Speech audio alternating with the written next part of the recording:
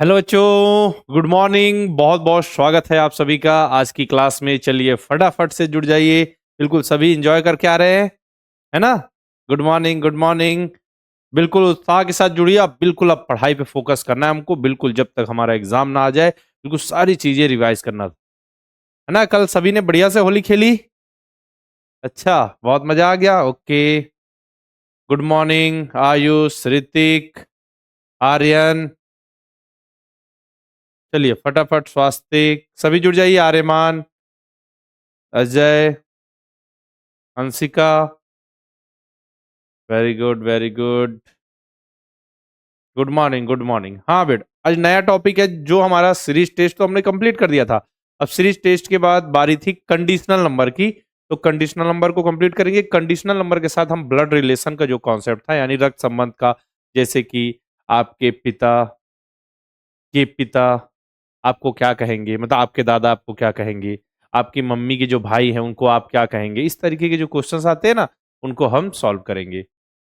हाँ आएगा आयुष, आएगा। वेट कीजिए, आज ये हो जाए, इसके बाद कल एक और क्लास बचेगी जीआई के रिवीजन की। इसके बाद जीके की क्लासेस चालू होंगी। एक रिवीजन की क्लास और बचेगी आपकी, किसकी?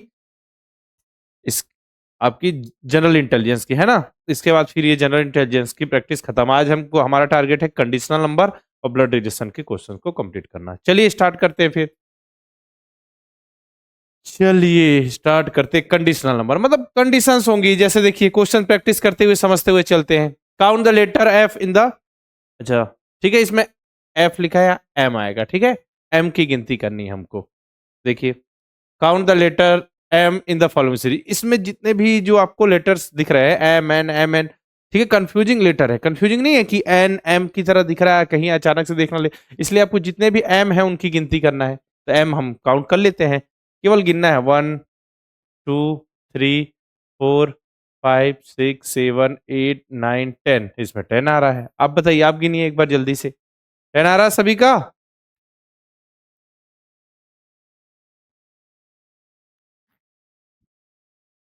है ना। हाँ, हाँ, ऑप्शन नंबर सी। ऐसे गिनना है तो सिंपल सा है। सेकंड देखिए, how many such odd numbers are there in the following series which are preceded by an even number. निम्नलिखित श्रेणी में कितनी विषम संख्याएं ऐसी है जिनके पहले सम संख्या हो। क्वेश्चन क्या पूछा है? How many such odd numbers, मतलब कितनी ऐसी विषम संख्या जिनके पहले सम, मतलब हमको फाइंड क्या करना, हमारा फोकस होगा किस पर? ऑड नंबर्स यानी विषम संख्याओं पर। चलिए चलते हैं। यहां आ गया 7। 7 क्या है? ऑड नंबर है। विषम को कहेंगे ऑड और सम को कहते हैं हम इवन। याद रखिए, ठीक है। तो मैं यूज करूंगा तो आपको कंफ्यूज नहीं होना, इतना पता होना चाहिए सभी बच्चों को। देखिए हमारा फोकस क्या है, हमको कितनी विषम संख्या है, तो विषम संख्या 7 है जिनके पहले सम हो। देखिए हमको फाइंड करना है विषम संख्या यानी कि ऑड नंबर, उनके पहले इवन होना चाहिए, तब हम उसको कंसिडर करेंगे।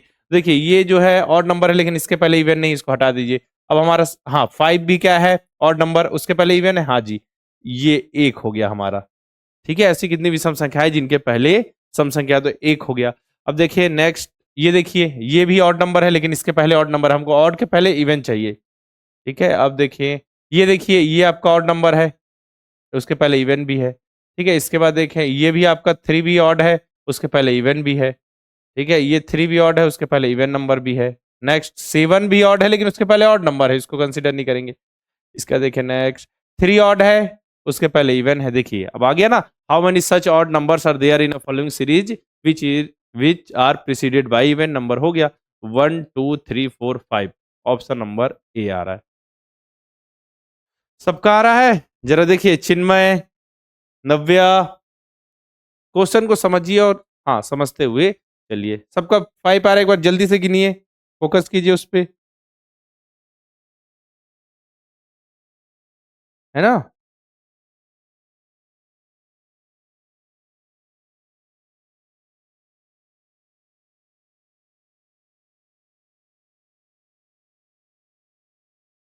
ओके,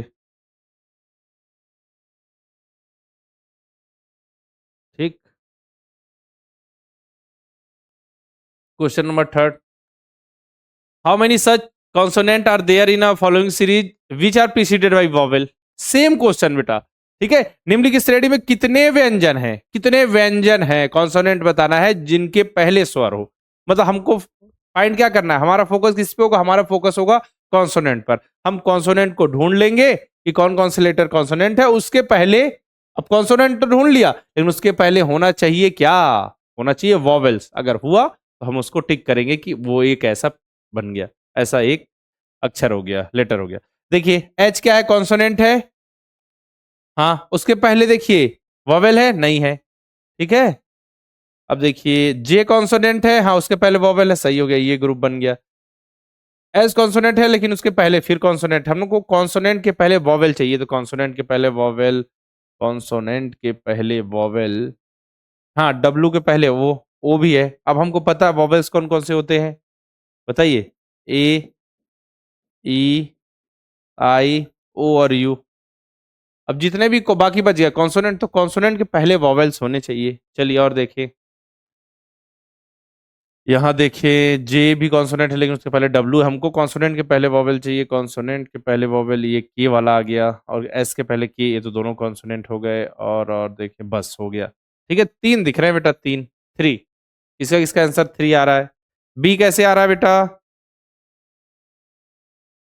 डी आ रहा है, डी आंसर है ना। एक बार और देख ले, कॉन्सोनेंट पे फोकस करते हैं, एच है लेकिन उसके सामने वॉवेल नहीं है, और जे है कॉन्सोनेंट, उसके सामने वॉवेल है, डी के सामने तो वो है, कॉन्सोनेंट है, डब्लू के सामने वो है, ठीक है, ये पेयर सही करा है, कॉन्सोनेंट के सामने वॉवेल। अब देखिए यहाँ भी सही है, और वॉवेल के सामने वॉवेल हो, सही, मतलब हमको कॉन्सोनेंट के सामने वॉवेल चाहिए ना, ठीक है, तो कॉन्सोनेंट के सामने कॉन्सोनेंट, यहाँ कॉन्सोनेंट के सामने वॉवेल, ठीक है, ठीक है। और देखिए हाँ बस, तो थ्री आ गया आंसर। अब क्वेश्चन नंबर 4 की ओर चले। अब ये बताइए, how many Rs are there in a series, जो भी सीरीज लिखी हुई है, which are preceded by R and followed by S. मतलब बोला जा रहा है कि ये जो सीरीज है इसमें ऐसे कितने आर हैं, फोकस इस पे होगा आर पे, जिनके पूर्ववर्ती आर है और अनुवर्ती एस है। मतलब जिसके पहले आर हो और बाद में एस हो, मतलब कितने आर है, मतलब कितने आर ऐसे हैं जिसके पहले यानी पूर्ववर्ती प्रीसीडेड बाई आर एंड अनुवर्ती मतलब बाद में एस हो। मतलब आर आर एस का पेयर हमको ढूंढकर निकालना है। तो आर आर एस जहां भी दिख जाए, चलिए फोकस आर पे, आर के पहले आर नहीं है, ये गलत हो गया, ठीक है, ये गलत हो गया। आर देखिए, ये देखिए कितने आर ऐसे हैं जिनके पहले आर हो बाद में एस हो, ये भी नहीं, ये वाला हो गया एक पेयर, आर के पहले आर और आर के बाद एस, ठीक है। आर आर एस जहां पे भी दिखे आप टिक कर दीजिए, आर आर एस, ये आर आर एस हो गया, ये आर आर एस हो गया, इसके बाद ये आर आर एस हो गया, ये आर आर एस, फाइव आ गया बेटा, फाइव, ऑप्शन नंबर ए, है ना। इस तरीके से हमको क्या चाहिए हमने देख लिया, उसी हिसाब से क्वेश्चन को सॉल्व कर दिया, हो गया। और देखिए कहीं आर आर एस का पेयर दिख रहा है, मतलब दिख रहा है ऐसा कुछ, कितने आर एस है जिनके पूर्ववर्ती आर अनुवर्ती एस है, तो R R S, R R S, R R S, R R S, और कहीं दिख रहा है आर आर एस, बस इसी में देखिए हो गया, खेल खत्म। क्वेश्चन नंबर 4 का हो गया ए। अब क्वेश्चन नंबर 5 पे चले। अब देखिए एक अच्छा क्वेश्चन आ गया, how many such zero are there in a following sequence which are immediately preceded by 8 but not immediately preceded by 4। कहने का मतलब है निम्नांकित अनुक्रम में हमको जीरो फाइंड करना, कितने जीरो ऐसे हैं, फोकस जीरो पर, जिनके पहले, जिनके ठीक पहले क्या है, 8 है, 8 है, लेकिन किंतु बाद में 4 नहीं है। मतलब समझिए सिंपल सी बात ये हो रही है कि जीरो पे फोकस होगा, ठीक है, पहले 8 होना चाहिए और बाद में 4 नहीं होना चाहिए, मतलब 804 का कॉम्बिनेशन नहीं बन सकता, 804 जहां दिखे वो कॉम्बिनेशन नहीं बन सकता, ठीक है, क्लियर है। हाँ क्वेश्चन नंबर 4 का ए होगा, 4 का ए तो ही लगाया ना मैंने, देखिए 4 का ए होगा। अब देखिए, अब 804 का कॉम्बिनेशन नहीं बन सकता, लिखा हुआ है कि निम्नांकित अनुक्रम में कितने जीरो ऐसे जिनके ठीक पहले 8 तो है परंतु बाद में 4 नहीं है, मतलब ये कॉम्बिनेशन नहीं बनेगा, बाद में 4 नहीं होना चाहिए। चलिए अब देखते हैं। अब यहां पे हम देखें, 8, 8 पे जीरो फोकस, जीरो के पहले 8 होना चाहिए, बाद में 4 नहीं होना चाहिए, तो ये तो गलत हो गया। जीरो के पहले, जीरो के पहले जीरो के पहले बाद है ना, अच्छा हाँ, जीरो के ठीक पहले 8 होना चाहिए और बाद में 4 ना हो, सही है, ये कॉम्बिनेशन बन गया बेटा। क्यों 804 पॉसिबल है, 808 तो पॉसिबल है ना, क्योंकि जीरो पे फोकस, जीरो के पहले 8 है, बाद में 4 नहीं है, 4 के अलावा कुछ भी हो या कुछ नहीं हो, ठीक है। चलिए अब यहाँ फिर से जीरो फोकस, जीरो पे हमने फिर से फोकस किया, देखिए 804 पॉसिबल नहीं है, कितने जीरो हैं, इनके पहले 8 है बाद में 4 नहीं है, तो 4 तो है यहाँ पे। फिर देखिए जीरो पे फोकस, जिनके ठीक पहले ठीक पहले 8 होना चाहिए, यहाँ पे 4 है, ये भी पॉसिबल नहीं है। फिर देखें यहाँ भी ठीक पहले 4 है, बाद में 8, ये भी पॉसिबल नहीं है, क्योंकि ठीक पहले 8 होना चाहिए। फिर देखें 804 तो पॉसिबल ही नहीं है, 804 तो पॉसिबल ही नहीं है। इसके बाद आगे बढ़े, ये देखिए जीरो के पहले 4, जीरो के पहले हमको 8 चाहिए ना बेटा, बाद में बस 4 नहीं होना चाहिए। फिर देखिए यहाँ पे देखिए, हाँ देखिए ये जीरो आ गया, जीरो के पहले 8 है, बाद में कुछ नहीं है, बाद में कुछ भी नहीं है, जीरो के पहले 8 है, ये तो लिखा हुआ है कितने जीरो ऐसे जिनके ठीक पहले 8 है, पर बाद में, किंतु बाद में 4 नहीं, तो बाद में यहाँ कुछ भी नहीं है ना, 4 भी नहीं है, तो ये भी आएगा अपना एक ग्रुप, तो ये आ गया, तो 2 आ गया टोटल, 2 जीरो ऐसे हैं जिनके ठीक पहले 8 है और बाद में 4 नहीं। Option number B, option number B, किसका किसका आंसर आया जरा बताइए, option number B, option number B answer होगा बेटा, है ना, सबका आ रहा है।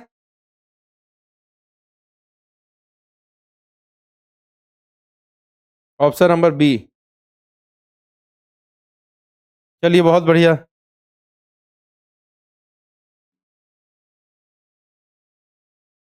चलिए क्वेश्चन नंबर 6 पे, अब ये बताइए, निम्नलिखित अक्षर श्रेणी को पढ़िए और इस अक्षर श्रेणी पर आधारित प्रश्नों के उत्तर दीजिए। अब देखिए ये सीक्वेंस लगा हुआ है, जैसे ए से लेके जेड तक हम लिखते हैं, उसी के अनुसार क्या हुआ, कुछ लेटर्स को आगे पीछे कर दिया गया है।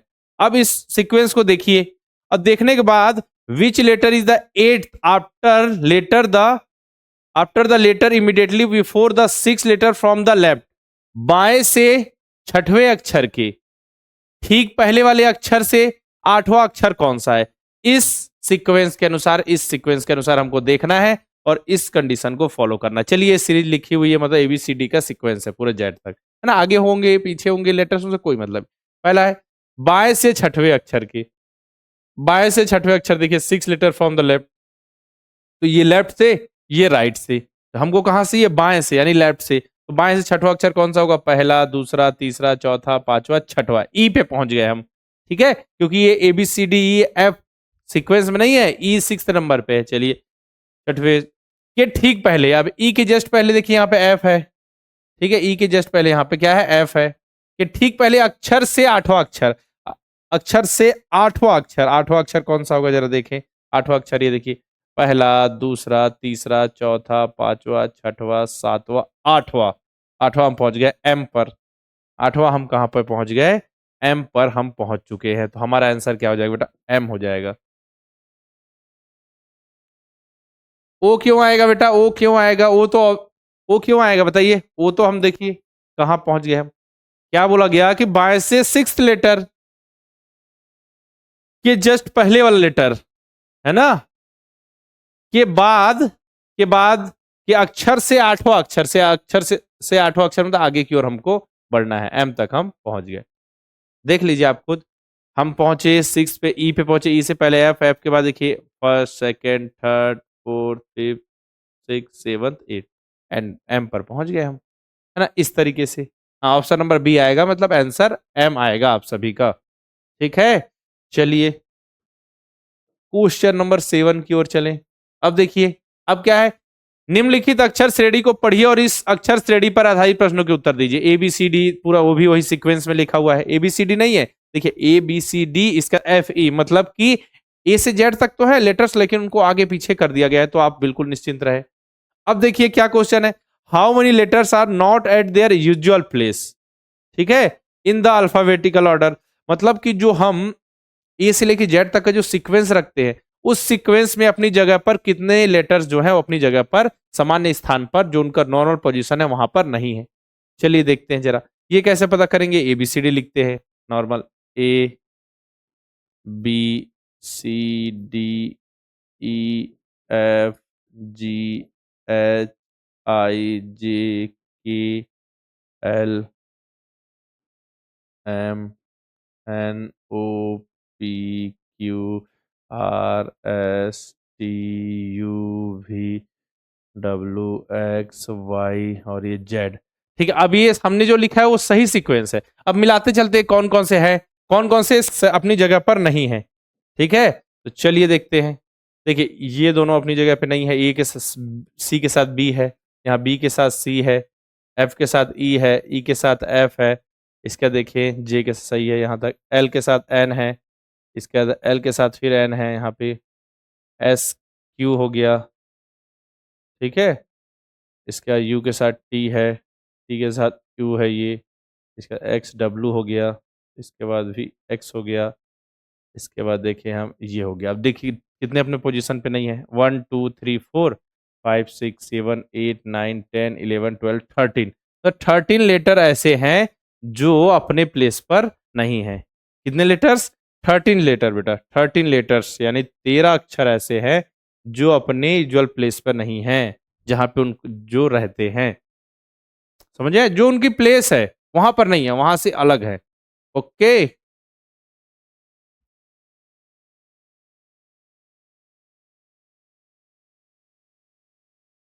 हो गया क्लियर? हाँ, 14 नहीं बेटा, 13 आएगा, 14 नहीं आएगा, 13 आंसर आएगा।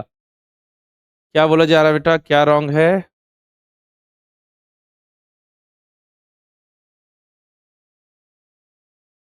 हाँ, हाफ लेटर्स आर। हाँ ठीक है, मतलब जो हाफ लेटर्स है, मतलब 26 लेटर में से जो 13 लेटर्स है वो अपनी प्लेस पर नहीं है जहां उनकी जगह है। ठीक है, बस हाँ यही है। चलिए क्वेश्चन नंबर 8 की ओर चले हम। क्वेश्चन नंबर 8, अब देखिए, putting the letters of the word HRNIAKS in the correct order we get the name of river. The fourth letter from the left in the name is। देखिए एक शब्द है जिसमें कौन कौन से लेटर यूज हुए हैं वो दिया हुआ है, उसको सही क्रम में लगाइए तो हमें एक नदी का नाम प्राप्त होता है। तो नदी का नाम मिल जाएगा हमको, तो इस नाम में बाएं से चौथा अक्षर मतलब लेफ्ट से फोर्थ लेटर कौन सा आपको बताना है। चलिए, तो कौन सी नदी मिल रही है बताइए, कौन सी रिवर मिल रही है HRNIAKS से? बताइए जरा, अभी तक किसी का आंसर नहीं आया। प्रियांशु देखिए लेटर्स देखिए, कौन सी रिवर बनेगी इस लेटर से? क्लू दे दिया गया आपको, हिंट है आपके पास कि यहां से एक नदी का नाम बनेगा, एक नदी। अब कौन सी नदी बन रही है लेटर से? जल्दी बताइए, जल्दी जल्दी। कृष्णा नदी, बहुत बढ़िया आयुष्मान, क्या है? कृष्णा नदी।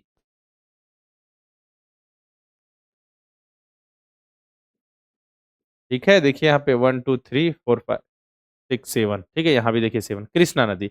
अब कृष्णा नदी में बोला क्या गया है कि इस नाम के बाएं से चौथा अक्षर, the fourth letter from the left. तो लेफ्ट देखिए, लेफ्ट से ये राइट से, हमको लेफ्ट से चाहिए तो लेफ्ट से फर्स्ट सेकंड थर्ड फोर्थ, ऐसा आ गया आंसर, ऑप्शन नंबर ए।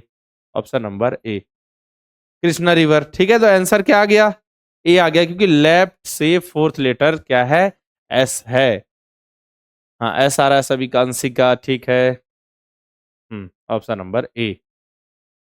ऐसे सॉल्व करना, ऐसे ही क्वेश्चन आएंगे एग्जाम में, समझ लीजिए आप। क्वेश्चन नंबर 9 की ओर चलें। अब यहाँ पे देखिए क्या बोला गया है, answer the question based on the number sequence. ठीक है, ये देखिए आपको कुछ नंबर दिए होंगे, 5 4 3 5 8 9, इस तरीके के नंबर हो गए। अब कुछ कंडीशंस होंगी, यहाँ पे कंडीशन है इफ द फर्स्ट, क्योंकि हम पढ़ ही तो रहे हैं ना कंडीशनल नंबर। यहाँ पे देखिए, if the first and last digit of each number आज interchange, what will be the second largest number? यदि प्रत्येक संख्या के पहले और अंतिम अक्षर को आपस में बदल दिया जाता है तो दूसरी सबसे बड़ी संख्या कौन सी होगी? अब देखिए जो भी है उसके पहले और अंत, पहला जो फर्स्ट डिजिट है और लास्ट डिजिट को चेंज कर दे। तो देखिए क्या करें, 3 4 5 कर दें, बीच वाला बीच में ही रहेगा, बस फर्स्ट और लास्ट डिजिट को चेंज करना है। 9 8 5 हो जाएगा। इसके बाद इसमें देखें 7 5 6 हो जाएगा। इसमें देखें 8 5 7 हो जाएगा। इसमें देखें 2 3 7 हो जाएगा। इसमें देखें 5 8 6 हो जाएगा। देखिए जरा, अभी चेंज कर दिया हमने, जो कंडीशन बताई कि प्रत्येक जो भी नंबर है उसके फर्स्ट डिजिट और लास्ट डिजिट को हमने इंटरचेंज कर दिया। अब देखिए दूसरी सबसे बड़ी क्या पूछा है, सेकेंड लार्जेस्ट नंबर इज, दूसरी सबसे बड़ी संख्या कौन सी होगी? अब देख लीजिए जरा।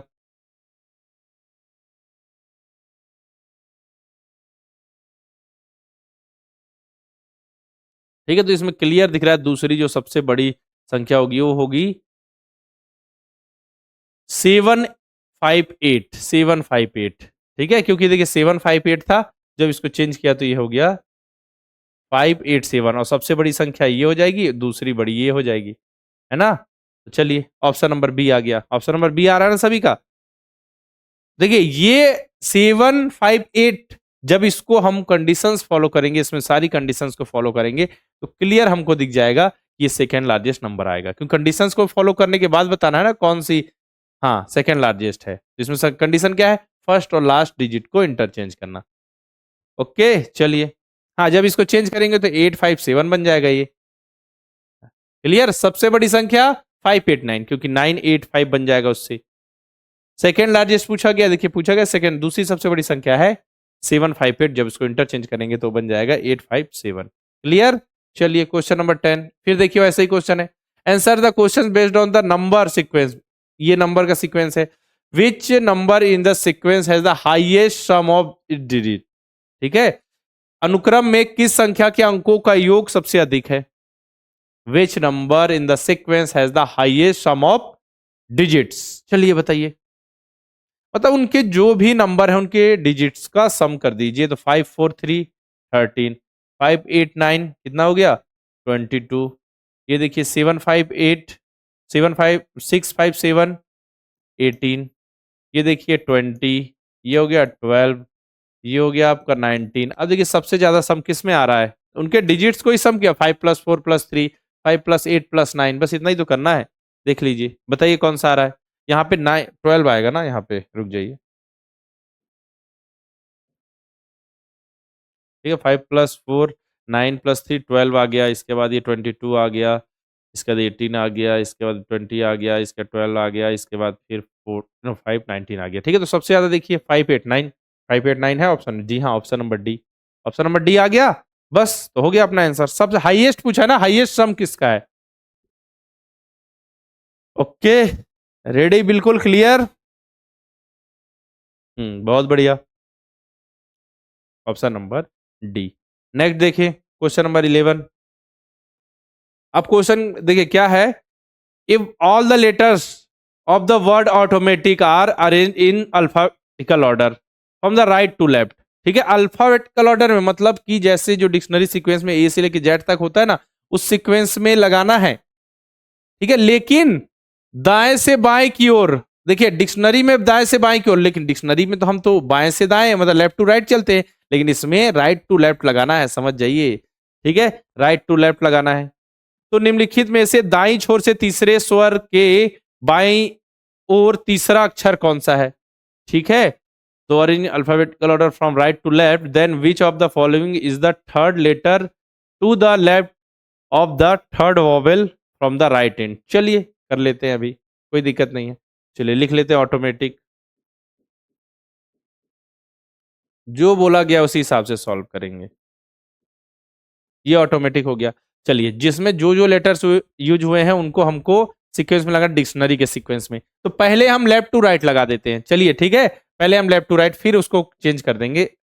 लेफ्ट टू राइट मतलब कि जो सीक्वेंस होता है अल्फाबेट्स का, जो नहीं होता ए से लेके जेड तक, डिक्शनरी के सीक्वेंस में अल्फाबेटिकल ऑर्डर में, ठीक है। चलिए बोला गया है राइट टू लेफ्ट, उसको पलट देंगे। चलिए तो पहले ए आएगा सबसे पहले, ए के बाद इसमें से पहले कौन, फिर से ए आ जाएगा, है ना, इसके बाद सी आ जाएगा, इसके बाद देखिए आई आ जाएगा, इसके बाद एम आ जाएगा, इसके बाद ओ आ जाएगा,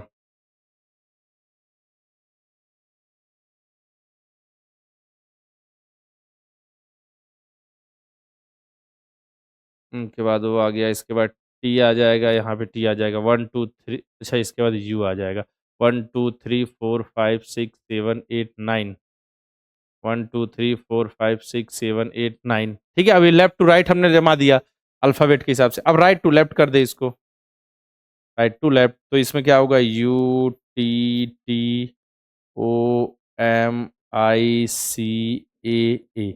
अब देखिए क्वेश्चन क्या है, third letter to the left of the third vowel from the right end. कहने का मतलब यह है कि दाई छोर से, ठीक है। तो दाई छोर से मतलब देखिए, मतलब कि हमको राइट एंड से, ठीक है, राइट एंड से बोला गया है, दाई छोर से तीसरा स्वर। तो ये देखिए, राइट फ्रॉम राइट से पहला स्वर, दूसरा स्वर, ये तीसरा स्वर हो गया, तीसरा, ठीक है, तीसरा स्वर मतलब आई पे पहुंच गया। देखिए ए भी एक स्वर है, ए फिर से स्वर, फिर ये तीसरा स्वर आ गया आई, ठीक है, तीसरा स्वर, ठीक है, दाई छोर से तीसरे स्वर के बाई, तीसरे स्वर के बाई ओर, तीसरे स्वर के बाई ओर मतलब कि ये तीसरा स्वर हमारा आई पे आ गया, इसके बाई ओर मतलब लेफ्ट साइड में, तो हम पहुंच गए एम पर, ठीक है, कि बाई ओर से तीसरा अक्षर, बाई ओर से तीसरा अक्षर, ठीक है, निम्नलिखित में दाई छोर से तीसरे स्वर के बाई ओर से तीसरा अक्षर, तो कि बाई ओर से पहला अक्षर, दूसरा अक्षर, तीसरा अक्षर, मतलब कि आपका हम आ गए, ठीक है। मतलब हमको जाना था राइट एंड से थर्ड वॉवेल पे, थर्ड वॉवेल देखिए ए फिर आई आ गया थर्ड वॉवेल, ठीक है। अब वहां के हमको जाना था, अब ये पहुंच गया थर्ड वॉवेल में, तो थर्ड वॉवेल के लेफ्ट से थर्ड, लेफ्ट से फर्स्ट एम, लेफ्ट से सेकेंड ओ और लेफ्ट से थर्ड टी, तो टी आंसर आ गया। किसका किसका आंसर टी आया है? सबका टी आ रहा है, क्लियर है? देखिए कितना अच्छा क्वेश्चन है ना, मजेदार क्वेश्चन है। चलिए बहुत बढ़िया, ऐसे ही सॉल्व करना है। क्वेश्चन नंबर 12 पे चले। अब देखिए फिर से कुछ ऐसा आ गया, if the letters of even position in the word infection are replaced with their previous letter and the vowel and the letters of the odd position are immediately replaced by the next letter, then which of the following letters will come forth from the right?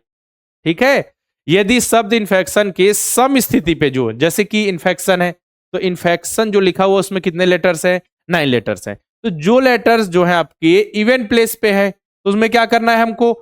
उसको हटाकर उसके just जो previous letter है उसको कर देना है, और जो आपके ऑड पोजीशन में जो लेटर है उसको उसको हटा के उसके जस्ट बाद वाला लेटर हमको ऐड कर देना है, ठीक है। तो ठीक है, अब उसके बाद जो सीरीज बन रही है, जो सीक्वेंस बनेगा, जो एक, ठीक है, जो इन्फेक्शन को जिस तरीके से लिखा जाएगा उसमें आपको बताना है कि कौन सा जो अक्षर होगा वो दाईं ओर से चौथे स्थान पे आएगा, मतलब राइट से फोर्थ। चलिए इन्फेक्शन पहले लिख ले,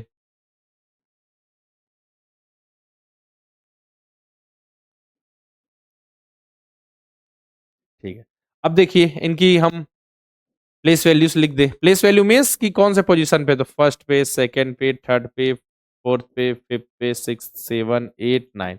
कंडीशन क्या है? जो इवेंट प्लेस पर होगा, जो इवेंट प्लेस पर होगा उनके जस्ट पिछले अक्षर से बदल देंगे, ठीक है ना। देखिए, if the letter in the event position in the word infection are replaced with the previous one. तो चलिए इवेंट पोजीशन पे कौन कौन है जरा देख लिया जाए। इवेंट पोजीशन पे देखिए ये है, एन के पहले क्या आएगा? एम आएगा, ठीक है। फोर के पहले मतलब ई के पहले क्या आएगा? डी आएगा। और इवेंट पोजीशन को टी, टी के पहले क्या आता है? एस आता है। ओ के पहले क्या आता है बताइए? एन आता है, ठीक है, ये हो गया। अब देखिए बाकी जो बच गया वो ऑड पोजीशन पे, तो फर्स्ट ऑड है, तो आई के बाद अब देखिए जो ऑड पोजीशन पे है, जो विषम स्थिति पर है, उनको तत्काल अगले अक्षर, ठीक है, immediately replaced by next letter. तो आई के बाद क्या आता है? आई के बाद आता है जे। एफ के बाद क्या आता है? ई एफ जी आता है, ठीक है। सी के बाद डी आता है। टी के बाद आई के बाद फिर से जे आता है, ठीक है। एन के बाद आता है ओ आता है। चलिए अब ये बन गया। अब पूछा है कि ये जो बन के रेडी हो गया, जो सारी कंडीशंस को हमने अप्लाई कर लिया, ठीक है, तो अब बोला गया है कि राइट से फोर्थ लेटर कौन सा होगा? तो राइट से फोर्थ लेटर, ठीक है, तो दाई और दाई छोर से, दाई ओर से, ठीक है, come fourth from the right, तो first, second, third, fourth, S आ गया आंसर। क्या आ गया? एस। एस है क्या ऑप्शन में? हाँ जी, ऑप्शन नंबर ए। बोलिए ऑप्शन नंबर ए आ गया सभी का। डी कैसे आएगा बेटा? एस आएगा ना। डी कैसे आएगा जरा बताइए? फोर्थ, राइट से fourth, first, second, third, fourth, S आ गया। बोले क्लियर है कॉन्सेप्ट? मजा आ रहा है ना? क्लियर है? ऐसे कॉन्सेप्ट आ जाएंगे कंडीशनल नंबर बेस्ड, तो फिर कोई गलती नहीं करनी है। क्लियर? हाँ, ऐसा आ गया बेटा आंसर। चलिए क्वेश्चन नंबर 13 पे। अब देखिए इसमें क्या है? A meaningful word starting with D is made up of the first, second, fourth, fifth and ninth letter word education. मतलब एजुकेशन लिखा हुआ है, उसमें जो लेटर यूज हुए हैं, ठीक है, उसके फर्स्ट लेटर का यूज करना है, सेकेंड का, फोर्थ का, फिफ्थ का और नाइन्थ लेटर का यूज करके एक मीनिंगफुल वर्ड बनाना है जो स्टार्ट हो डी से, जो स्टार्ट हो डी से। चलिए, तो कौन कौन से लेटर का यूज करना है हमको? यूज करना है फर्स्ट। तो एजुकेशन में फर्स्ट लेटर कौन सा है? ई है। ठीक है, इसका सेकंड है डी है। फोर्थ क्या है? सी है। फिफ्थ क्या है? ए है। ठीक है, और पूछा है नाइन्थ लेटर, तो 1 2 3 4 5 6 7 8 9, तो एन का यूज करना है। तो इससे हमको एक मीनिंगफुल वर्ड बनाना है जो डी से स्टार्ट हो। चलिए बनाइए। दुखी मरकाम। जल्दी बनाइए इसको, लगाइए लॉजिक। क्या हो सकता है आंसर? कैसे होगा? कैसे सॉल्व करेंगे इस क्वेश्चन को?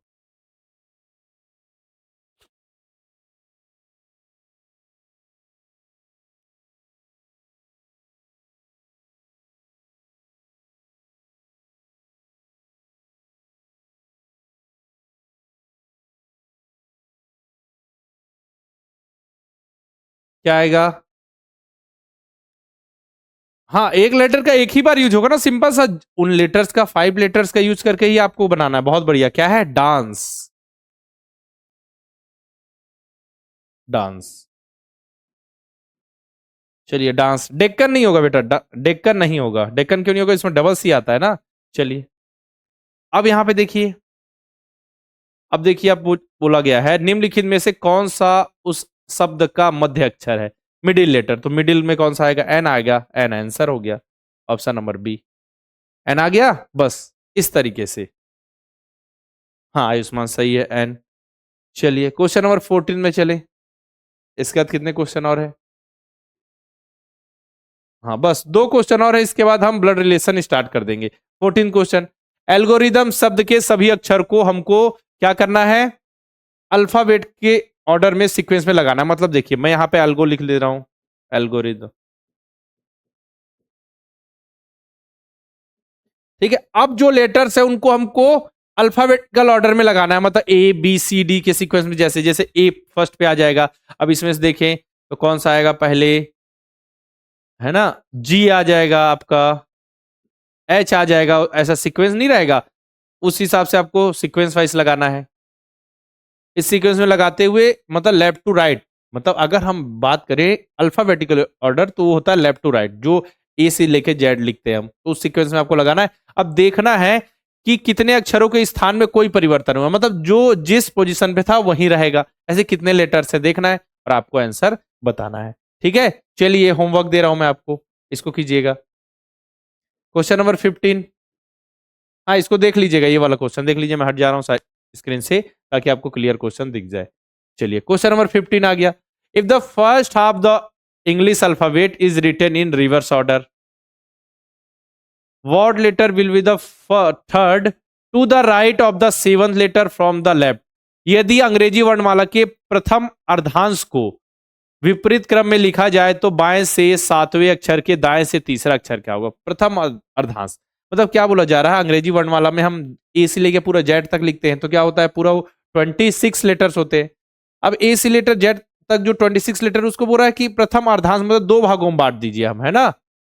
हाफ, फर्स्ट हाफ 13 तो फर्स्ट हाफ की जो 13 लेटर है उनको पलट दीजिए, रिवर्स ऑर्डर में लिखिए। कहने का मतलब ये है बेटा, A B C D E F G H I J K L M, ये फर्स्ट हाफ हो गया। इसको रिवर्स ऑर्डर में लिखिए, M L K J I H G F E D C B और ए।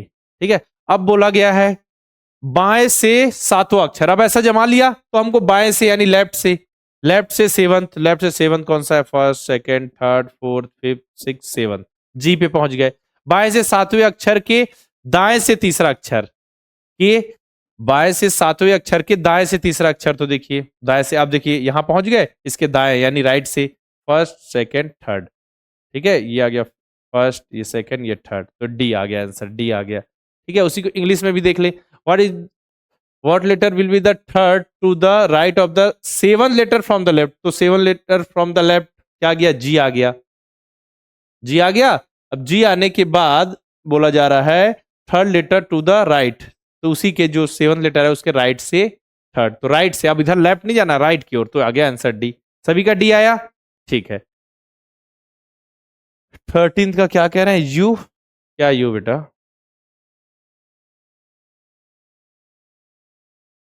ठीक है, चलिए ये हो गया कंप्लीट। अब बारी है ब्लड रिलेशन की, रेडी हो जाइए। यहां तक का कॉन्सेप्ट क्लियर है सभी को? मजा आ गया? सब कुछ कॉन्सेप्ट क्लियर हो गया? कंडीशनल नंबर का जल्दी से एक बार सभी बच्चे चैट में लिखकर मुझे बताइए सारी चीजें क्लियर हैं।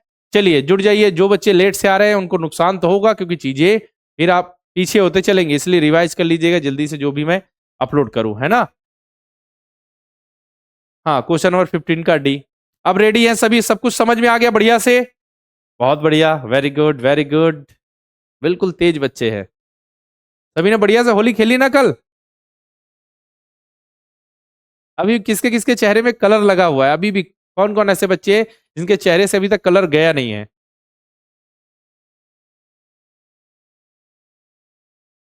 हाँ क्लियर है, चलिए बस स्टार्ट करेंगे हम ब्लड रिलेशन। अच्छा अच्छा, मेरे चेहरे से सब बच्चे कह रहे हैं। हाँ समझ में आ गया। 15th क्वेश्चन में ऐसा है बेटा कि जो हम फर्स्ट हाफ होता है ना एबीसीडी का, टोटल 26 लेटर होते हैं, तो उसमें से अगर हम 13 13 का ग्रुप बनाए तो फर्स्ट हाफ 13, सेकंड हाफ हो गया आपका फिर 13। तो जो फर्स्ट हाफ के 13 था उसको रिवर्स ऑर्डर में लिख दीजिए, उसके बाद सारी कंडीशंस को फॉलो कीजिए। अच्छा, हमारे घर तरफ आज होली है, कुछ बच्चे कह रहे हैं। अच्छा चलिए फिर खेलिए, अभी तो पढ़ लीजिए, क्लास अच्छे से कीजिए। अब देखिए ब्लड रिलेशन मतलब कि जो नॉर्मल क्वेश्चन होते हैं ना, आपकी मम्मी है, मम्मी के भाई को आप क्या कहेंगे? आपकी मम्मी के भाई को आप क्या कहेंगे? आपके पापा के भाई को आप क्या कहेंगे? आपके फादर के फादर को आप क्या कहते हैं? ठीक है, आपकी मम्मी की कोई बहन है उनको आप क्या कहेंगे? आपके पापा की कोई बहन है उनको आप क्या कहेंगे? ये सभी चीजें हमको पढ़नी है। तो ये ब्लड रिलेशन का कॉन्सेप्ट तो मैं आपको पहले बता चुका हूं। जैसे माता या पिता का पुत्र, मतलब आपकी मम्मी है या आपके पापा, उनका कोई पुत्र होगा तो आपका क्या होगा? वो भाई लगेगा, सन ऑफ मदर और फादर। ये सारे कॉन्सेप्ट तो आपको मैं बता चुका हूं। हम रिवाइज करेंगे क्वेश्चंस के जरिए, क्वेश्चंस की प्रैक्टिस के जरिए सारे कॉन्सेप्ट को, है ना? चलिए, तो ये तो आप सभी देख के नोट कर लीजिएगा कि क्या रिलेशन है। जैसे पिता का भाई है, तो पिता का भाई मतलब आपके फादर के जो ब्रदर होंगे, तो आपके फादर के ब्रदर कौन होंगे? आपके चाचा होंगे, अंकल होंगे। अब आपको जो जरूरी चीज है वो मैं आपको बताऊंगा। अच्छा, धीरे धीरे सबका कलर उतर जाएगा बेटा। ठीक है, ये देखिए, ये भी लिख लीजिए, नोट कर लीजिए। यहाँ मैं स्क्रीन से हटाता हूँ सामने से, ये देख लीजिएगा। ठीक है, कॉपी में नोट जरूर कर लीजिएगा। इसके बाद ये भी पत्नी का भाई है। अब पत्नी के भाई को क्या कहेंगे? पत्नी के भाई को कहेंगे साला ब्रदर इन लॉ, है ना? याद रखिएगा। अब जैसे भाई का बेटा है, आपका कोई भाई है, उसका कोई बेटा है, तो उसको आप कहेंगे भतीजा, नेफ्यू। अगर आपका कोई भाई है, उसकी कोई बेटी है, उसको कहेंगे आप नीस, भतीजी, है ना? आपकी कोई बहन है, ठीक है, उसकी बेटी को आप कहेंगे नीस, यानी भांजी भी होता है, भतीजी भी होता है। आपकी कोई बहन है, उनकी उनके बेटे को आप कहेंगे भांजा या फिर नेफ्यू। ठीक है, तो भांजा और भतीजा को इंग्लिश में सेम कहा जाता है, उसी प्रकार भांजी और भतीजी को इंग्लिश में सेम कहा जाता है। अभी मैं बता दूंगा आपको, अंकल का मतलब सब कुछ हो जाता है, कजिन मतलब हर प्रकार के ब्रदर आ जाते हैं। ठीक है, तो वो मैं नोट कराऊंगा, घबराइए मत। ये चलिए नोट कीजिए, ये जरूरी है आपके लिए। कजन मतलब क्या? कजन मतलब क्या? यहां पे देखिए, चचेरा, ममेरा, फुफेरा, मौसेरा भाई, मतलब कि आपके चाचा का बेटा या बेटी, मामा का बेटा या बेटी, फूफा का बेटा या बेटी। ठीक है, मौसे, अच्छा आपकी जो मौसी है, या हाँ मौसी के बेटा या बेटी जो होगी आपके क्या होगे? Cousin, brothers and sister. Cousin मतलब ब्रदर सिस्टर दोनों आ जा रहे हैं। ठीक है, अब sister in law, sister in law का जो है, तो देखिए हिंदी में ननद को भी सिस्टर इन लॉ कहा जाता है, भाभी को भी, साली को भी, देवरानी को भी, जेठानी को भी। ओके, इसी प्रकार देखिए ब्रदर इन लॉ, देवर को, जेठ को, साला को और बहनोई को सबको कहा जाता है क्या? Brother in law. ओके, इसके देखिए नेफ्यू, यानी देखिए मैंने बोला भतीजा और भांजा, दोनों उसको नेफ्यू कहा जाता है। नीस, भतीजी या भांजी को भी कहा जाता है नीस। इसका देखिए अंकल मतलब मौसा, फूफा, ताऊ, चाचा, मामा, सबको अंकल कहा जाता है। ठीक है ना? सबको क्या कहा जाता है? अंकल कहा जाता है। उसी प्रकार मौसी, बुआ, ताई, चाची, मामी, सबको कहा जाता है आंटी। जब हम क्वेश्चन की प्रैक्टिस करेंगे ना, तो सारी चीजें क्लियर होती चलेंगी। ये वाले क्वेश्चन आप अपनी मम्मी से भी पूछ सकते हैं, पापा से भी, कि बिल्कुल, कि मम्मी बताइए तो ऐसा हो रहा है, ऐसा रिलेशन होगा तो मैं उनको क्या कहूंगा, या वो मुझे क्या कहेंगे, इस तरीके के क्वेश्चन कर सकते। अब जैसे आप देखिए, माँ है, मदर है, कौन है, मदर। अब मदर को आप किस हिसाब से डिस्क्राइब कर सकते हैं? जैसे पिता की पत्नी बोलूं मैं, पिता की पत्नी मतलब आपके पापा की वाइफ, तो भी आपकी मम्मी होंगी, है ना। देखिए, मामा की ननद बोलूं मैं, मामी की ननद बोलूं, मतलब कि आंट, सिस्टर इन लॉ, तो आपकी जो मामी है उनकी ननद जो होंगी वो भी आपकी माँ होंगी। ठीक है, आपकी दादी या दादा की जो बहू होंगी वो भी आपकी मम्मी होंगी, है ना। मामा या मौसी की बहन जो होगी वो भी आपकी मम्मी होगी, क्योंकि आपके मामा कौन होते हैं, आपकी मम्मी के भाई। तो आपकी मम्मी की जो भाई है उनकी बहन कौन होगी, आपकी मम्मी होगी। ठीक है, तो मम्मी को हम अलग अलग प्रकार से डिस्क्राइब कर सकते हैं। उसी प्रकार हम पिता को अलग अलग प्रकार से डिस्क्राइब कर सकते हैं, देख लीजिए। बताइए, तो समझने के लिए, बाकी जो भी चीजें होंगी क्वेश्चन से क्लियर होंगी। हो गया। उसी प्रकार देखिए, मामा को, मैटरनल अंकल को हम अलग अलग प्रकार से डिस्क्राइब कर सकते हैं, माँ, मौसी के भाई, पिता के साले, ठीक है, नाना नानी के पुत्र, मामी के पति, है ना, इस तरीके से।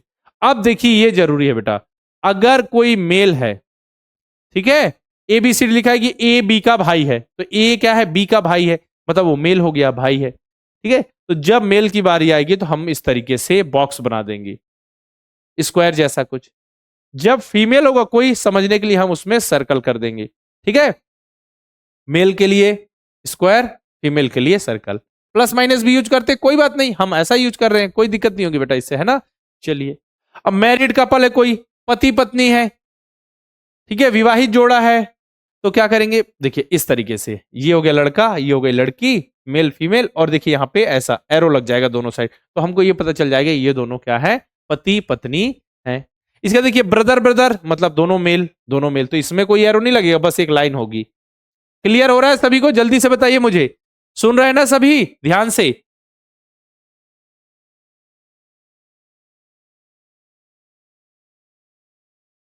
ध्यान से सुनते चलिए, समझते चलिए। अब देखिए, ब्रदर सिस्टर, तो एक मेल फीमेल, और बीच में सिंपल एक लाइन हो जाएगी। यहां पे एरो नहीं लगेगा, एरो मतलब मेल और फीमेल, एरो मतलब कि कपल, ठीक है, मैरिड कपल। इसके बाद देखिए, सिस्टर सिस्टर, तो फीमेल फीमेल, ठीक है। अब देखिए यहाँ पे मदर और सन, तो मदर सन मतलब एक लेवल ऊपर पहुंच गई, आपकी मम्मी आपसे एक लेवल ऊपर है ना, एक जनरेशन ऊपर है, तो देखिए मदर और सन, तो ये सन हो गया, उनके ऊपर हो गई मदर, ठीक है, फीमेल ऊपर है, मदर ऊपर हो गई।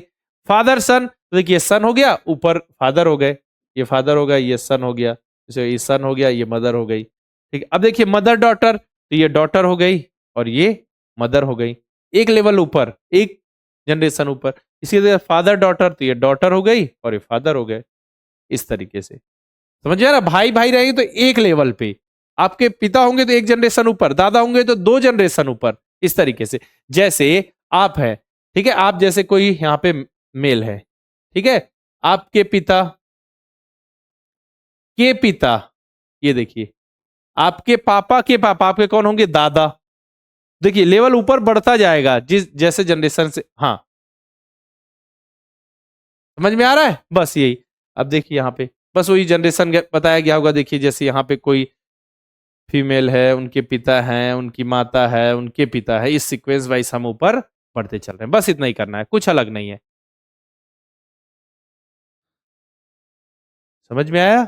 चलिए, अब देखिए इंपॉर्टेंट फैक्ट, सबसे जरूरी क्या है, जो इंग्लिश वाले बच्चे हैं उनके लिए तो क्लियर है कि क्वेश्चन में आएगा how is C related to A, how is C related to A, direct question आएगा how is C related to A. इसका मतलब है कि जो है सी को ए के द्वारा क्या कहा जाएगा, समझ में आ गया? जो चीज पहले लिखी होगी उसको दूसरे के द्वारा क्या कहा जाएगा, how is C related to A, मतलब सी को ए के द्वारा क्या कहा जाएगा। हिंदी वाले बच्चों के लिए कंफ्यूजन होता है, दो प्रकार से क्वेश्चन पूछे पूछे जाते हैं, सी ए से किस प्रकार संबंधित है, सी का ए से क्या संबंध है। तो दोनों केस में क्या होगा बेटा, हमको क्या करना है, सी ए से किस प्रकार संबंधित है, सी का ए से क्या संबंध, दोनों के लिए इंग्लिश तो सेम है, how is C related to A, उसके लिए क्या होगा, सी को ए के द्वारा क्या कहा जा रहा है।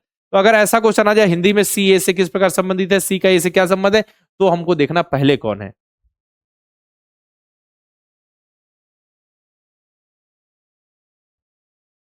ना, पहले कौन है ये तो देख लेंगे। साथ में देखिए ना, सी का ए से, मतलब सी का बोला गया है, उसी का सी ए से किस प्रकार संबंधित है। जिसमें से है वो दूसरे को क्या बोलेगा, ठीक है ना। तो देखिए सी ए से किस प्रकार संबंधित है,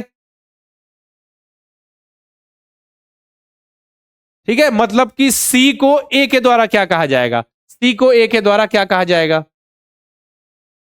ठीक है। अब देखिए यहां पे सी का ए से क्या संबंध है, मतलब सी को ए के द्वारा क्या कहा जाएगा, वही है इसका भी मतलब, है ना। कभी कभी क्वेश्चन में आपको घुमा के ऐसा ना पूछ दे सी ए से किस प्रकार संबंधित है, उसको ऐसा पूछ देगा ए से सी किस प्रकार संबंधित है।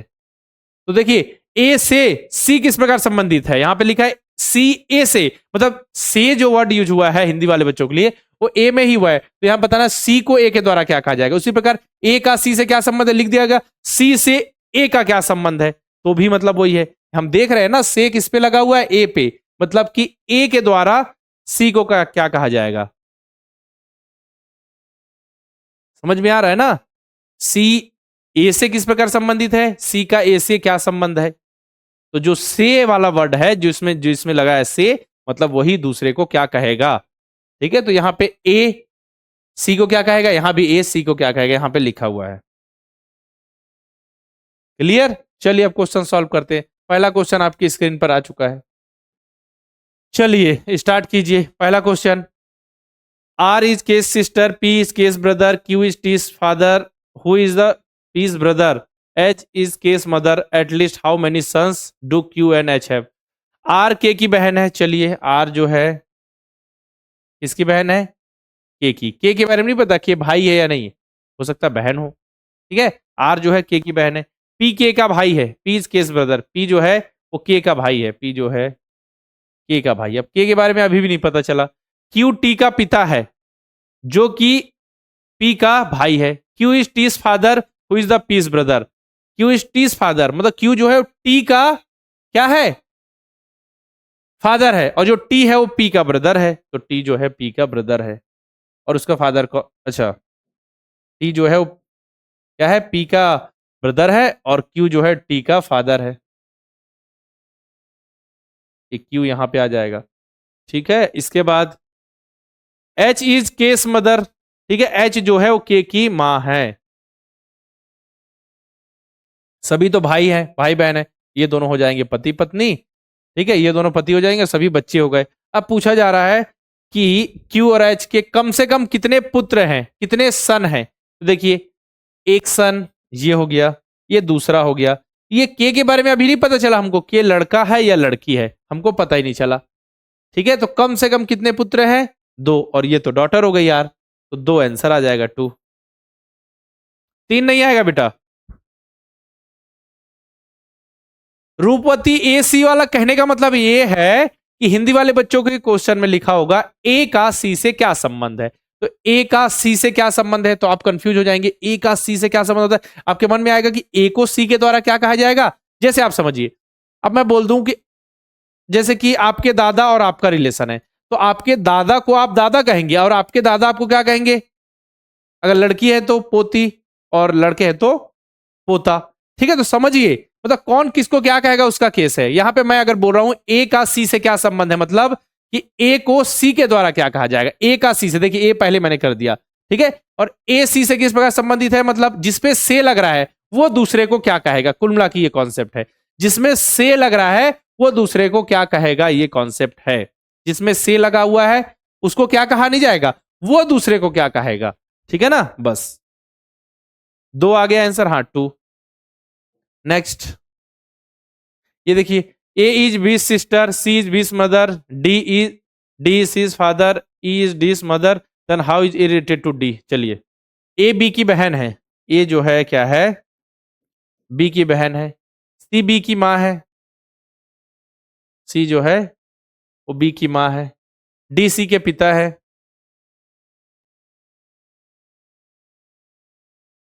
डी कौन है, सी के पिता है, ई डी की मां है। अब बोलो जा रहा है ए का डी से क्या संबंध है, तो ए का डी से क्या संबंध है बताइए।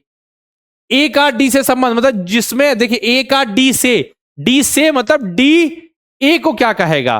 देखिए यहां पे लिखा है ए का डी से क्या संबंध, मतलब सामने कौन है, ए है, ठीक है, से किसमें लगा हुआ है, डी में। तो डी के द्वारा, डी को क्या कहा जाए, डी ए को क्या कहेगा, ए सामने है तो ए को डी के द्वारा क्या कहा जाएगा, तो ए को डी के द्वारा क्या कहा जाएगा, जरा देखें, ए को डी के द्वारा कहा जाएगा अपनी बेटी। डी की बेटी कौन है, सी। सी का बेटा कौन है, बेटा या बेटी कौन है, बी। उसका भाई है, उसकी बहन है ए। तो मतलब समझिए आप कि डी अपनी बेटी की बेटी को क्या कहेगा, अपनी बेटी की बेटी को कहेगा नातिन, ग्रैंड डॉटर। यहां पे आएगा ग्रैंड डॉटर।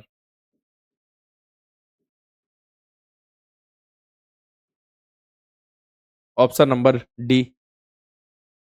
ए नहीं आएगा बेटा, अगर ए किस केस में आएगा, ए तो आएगा ही नहीं, पहली बात तो दादा नहीं आएगा।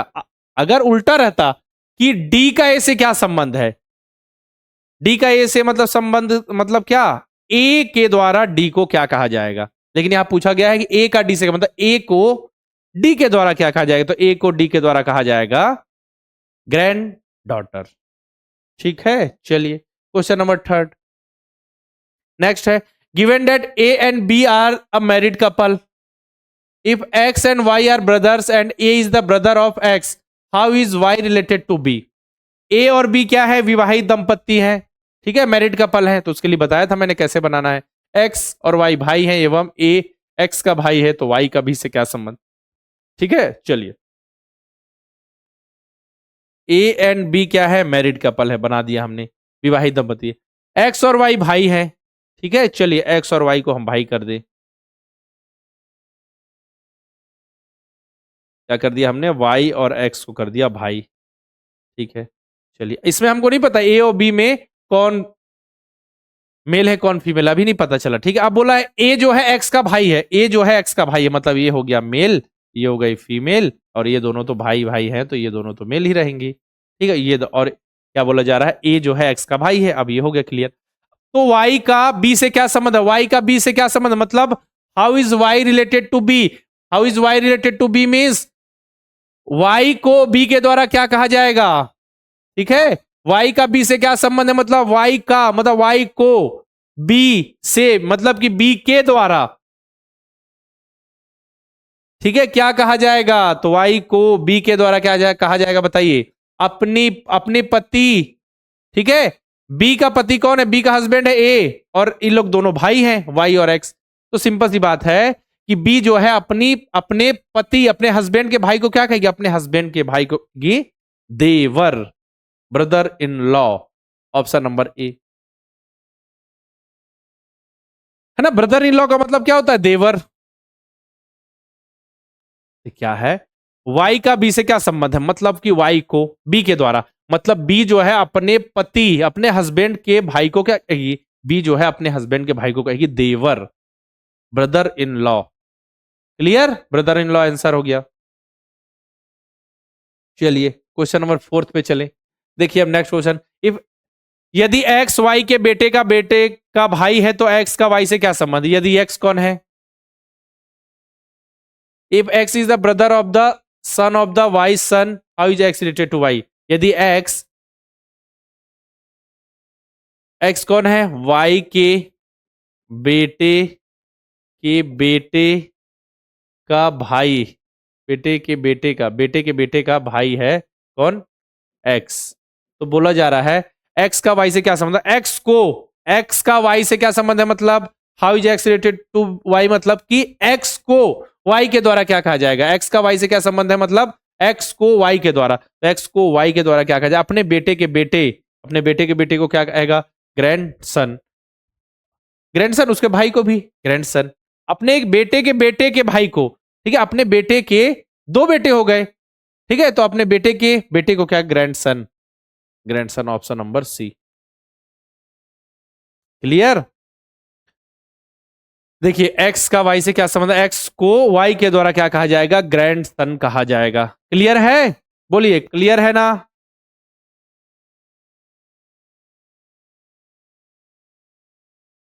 चलिए बहुत बढ़िया, नेक्स्ट क्वेश्चन पे चलते हैं, क्वेश्चन नंबर 5 पे। अब देखिए ये क्वेश्चन आ गया, ए बी की बहन है तथा सी बी का भाई है, तो ए सी से किस प्रकार संबंधित है। ठीक है, वही क्वेश्चन है, A is the sister of B and C is the brother of B, then how is A related to C? A B की बहन है तो सी बी का भाई है, तो ए का सी से क्या संबंध है? कि तरीका चेंज किया गया, ए सी से किस प्रकार संबंधित है, ए का सी से क्या संबंध है हिंदी में, ठीक है। अब उसी पर इंग्लिश के दोनों क्वेश्चन बिल्कुल सेम है। बोला क्या गया है, ए सी से किस प्रकार संबंधित है, मतलब से किस में लगा है, सी में, तो मतलब कि सी के द्वारा दूसरे को क्या कहा जाएगा, ठीक है। इसमें देखिए वाले में हिंदी में वही क्वेश्चन है, बस उसको अलग, ए का सी से क्या संबंध है, ए का मतलब एक को, का जहां पे है मतलब उसको, ठीक है, तो ए का मतलब ए को, सी से मतलब सी के द्वारा क्या कहा जाएगा, जिसमें का लगा है मतलब उसको क्या कहा जाएगा, और ए का, ए सी से किस प्रकार संबंधित, से मतलब कि ए जो है सी को क्या कहेगा, बस वो मतलब वही है। अब देखिए सॉल्व करें, A is the sister of, A B की बहन है, ए जो है क्या है, इसकी बहन है, बी की बहन है, सी जो है बी, ए जो है ए बी की बहन है, सी बी का भाई है, बी का भाई कौन है, सी है, तो ए का सी से क्या संबंध है, ए सी से किस प्रकार संबंधित है, ए का सी से क्या संबंध है, ए को सी के द्वारा क्या कहा जाए, ए को सी के द्वारा, सब भाई बहन है, ठीक है, तो बहन कहा जाएगा, ए को सी के द्वारा क्या कहा जाएगा, बहन, बहन है, हाँ जी, ऑप्शन नंबर ए। ब्रदर कैसे आएगा बेटा, कैसे आएगा विनायक, जब यहां साफ साफ लिखा हुआ है ए सी से किस प्रकार संबंधित है, कहने का मतलब क्या है, ए को सी के द्वारा क्या कहा जाएगा, ए को सी के द्वारा क्या कहा जाएगा, यहां हिंदी में भी देखिए ए का सी से क्या संबंध है, ए का सी से मतलब ए को, सी से मतलब सी के द्वारा क्या कहा जाएगा, तो ए को सी के द्वारा बहन कहा जाएगा। ए को क्या कहा जाएगा कुल मिला के पूछा जा रहा है ना, देखिए यहां पे लिखा हुआ है how is A is related to C, अब इंग्लिश में तो क्लियर है एकदम, A how is A related to C, मतलब जो पहले रहेगा उसको दूसरे के द्वारा क्या कहा जाएगा, मतलब ए को क्या कहा जाएगा, सी के द्वारा, ए को सी के द्वारा क्या कहा जाएगा, तो क्या कहा जाएगा, बहन। क्लियर है, जल्दी बोलिए।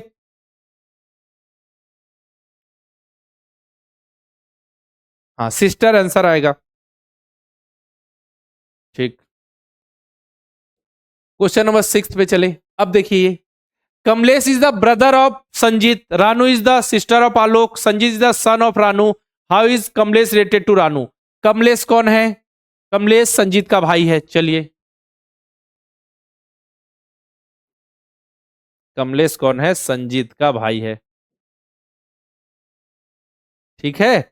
रानू आलोक की बहन है, चलिए रानू कौन है, आलोक की बहन है। इसमें हमको सर्कल या फिर बॉक्स बनाने की जरूरत नहीं है, क्यों, क्योंकि यहां पे क्लियर है ना कि आलोक है मतलब लड़का है, रानू है लड़की है, ठीक है।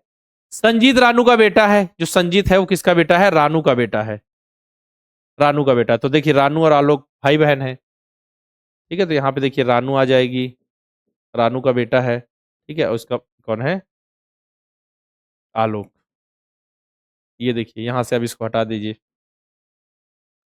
कमलेश रानू से किस प्रकार संबंधित, देखिए कमलेश संजीत का भाई है, कमलेश संजीत का भाई है, रानू आलोक की बहन है, रानू जो है आलोक की बहन है, संजीत रानू का बेटा है, संजीत क्या है, संजीत रानू का बेटा, संजीत रानू का बेटा है, तो कमलेश भी रानू का बेटा होगा, ठीक है। और आलोक और रानू क्या है, भाई ना, तो कमलेश रानू से किस प्रकार संबंधित है, तो कमलेश जो है रानू से किस प्रकार संबंधित है, how is Kamlesh related to Ranu, मतलब कमलेश पहले आ गया, ठीक है। कमलेश रानू से, रानू से मतलब रानू के द्वारा कमलेश को क्या कहा जाएगा, रानू के द्वारा कमलेश को कहा जाएगा, क्या कहा जाएगा जरा बताइए, रानू के द्वारा कमलेश को, रानू के द्वारा कमलेश को क्या कहा जाएगा, बेटा, सन, है क्या, option number D, option number D, है ना। आप क्लियर हो गया सभी को, बहुत बढ़िया बेटा, बहुत बढ़िया, है ना, क्लियर है ना। कमलेश रानू से किस प्रकार संबंधित है, मतलब कमलेश को रानू के द्वारा क्या कहा जाएगा, बेटा कहा जाएगा, चलिए बहुत बढ़िया। Question number 7, A is B son, B and C are sisters, D is C's mother, E son of D, how is E related to A B का पुत्र है, बी और सी बहनें हैं, डी सी की मां है, ई डी का पुत्र है, तो ई ए से किस प्रकार संबंधित है, ई ए से मतलब ई को ए के द्वारा क्या कहा जाएगा, ठीक है। चलिए ए बी का पुत्र है, ए जो है किसका पुत्र है, बी का, ठीक है। बी और सी बहनें हैं, तो बी और सी क्या हो गई, बहनें हो गई, ठीक है। डी सी की माँ है, डी जो है सी की माँ है, मतलब दोनों की माँ होंगी। कौन? डी। डी जो है सी की माँ है। ई डी का पुत्र है, ई जो है वो डी का पुत्र है, तो डी का पुत्र है मतलब इनका भाई ही हो जाएगा। ठीक है, चलिए। ई ए से किस प्रकार संबंधित है? ई ए से किस प्रकार संबंधित है बताइए। तो ई ए से किस प्रकार संबंधित है मतलब क्या है? ई को ए के द्वारा क्या कहा जाएगा? ई को ए के द्वारा, ई को ए के द्वारा क्या कहा जाएगा? मामा। अपनी मम्मी की बहन के भाई, मतलब अपनी मम्मी के भाई को क्या कहा जाएगा? मामा। अपनी मम्मी के भाई को मामा। Option number C. Option number C बहुत बढ़िया। देखिए अब किसी बच्चे का गलत आंसर नहीं आ रहा है, सबका आ गया सही। ए जो है बी का पुत्र है, बिल्कुल सही। बी और सी बहनें हैं, डी सी की माँ है, और ई डी का पुत्र है। ई जो है डी का पुत्र है, तो तीन देखिए बहन बहन भाई, भाई बहन हो गए। ठीक है, अब बोल रहे ई से किस प्रकार समझे? ई को ए के द्वारा, तो ई को ए के द्वारा क्या कहा जाएगा? अपनी मम्मी के भाई को कहेंगे मामा। Option number C. बहुत बढ़िया। चलिए ये बताइए, ये 8th आपके लिए होमवर्क है, ये सिंपल सा क्वेश्चन ये कर लीजिएगा। जो अलग टाइप के होंगे, अब हमने थोड़े क्वेश्चंस की प्रैक्टिस कर ली तो आइडिया लग गया। तो ये होमवर्क का क्वेश्चन है, ट्राई कीजिएगा इसको। Samar is the brother of Amir, Samar is the son of Dheeraj. ये आराम से कर लेंगे, कोई दिक्कत नहीं आएगी। ठीक है, ये हो गया होमवर्क का क्वेश्चन। क्वेश्चन नंबर 9 पे चले। चलिए इसको सॉल्व करते हैं। Anjali is the mother of Aakriti, Ankush is the brother of Aakriti, Jaya is the daughter of Abhay, Aakriti is the wife of Abhay, then how is Abhay related to Ankush? अच्छा, ये तो बढ़िया क्वेश्चन है। अब क्या क्वेश्चन है? अंजलि जो है आकृति की मां है। अंजलि जो है वो क्या है?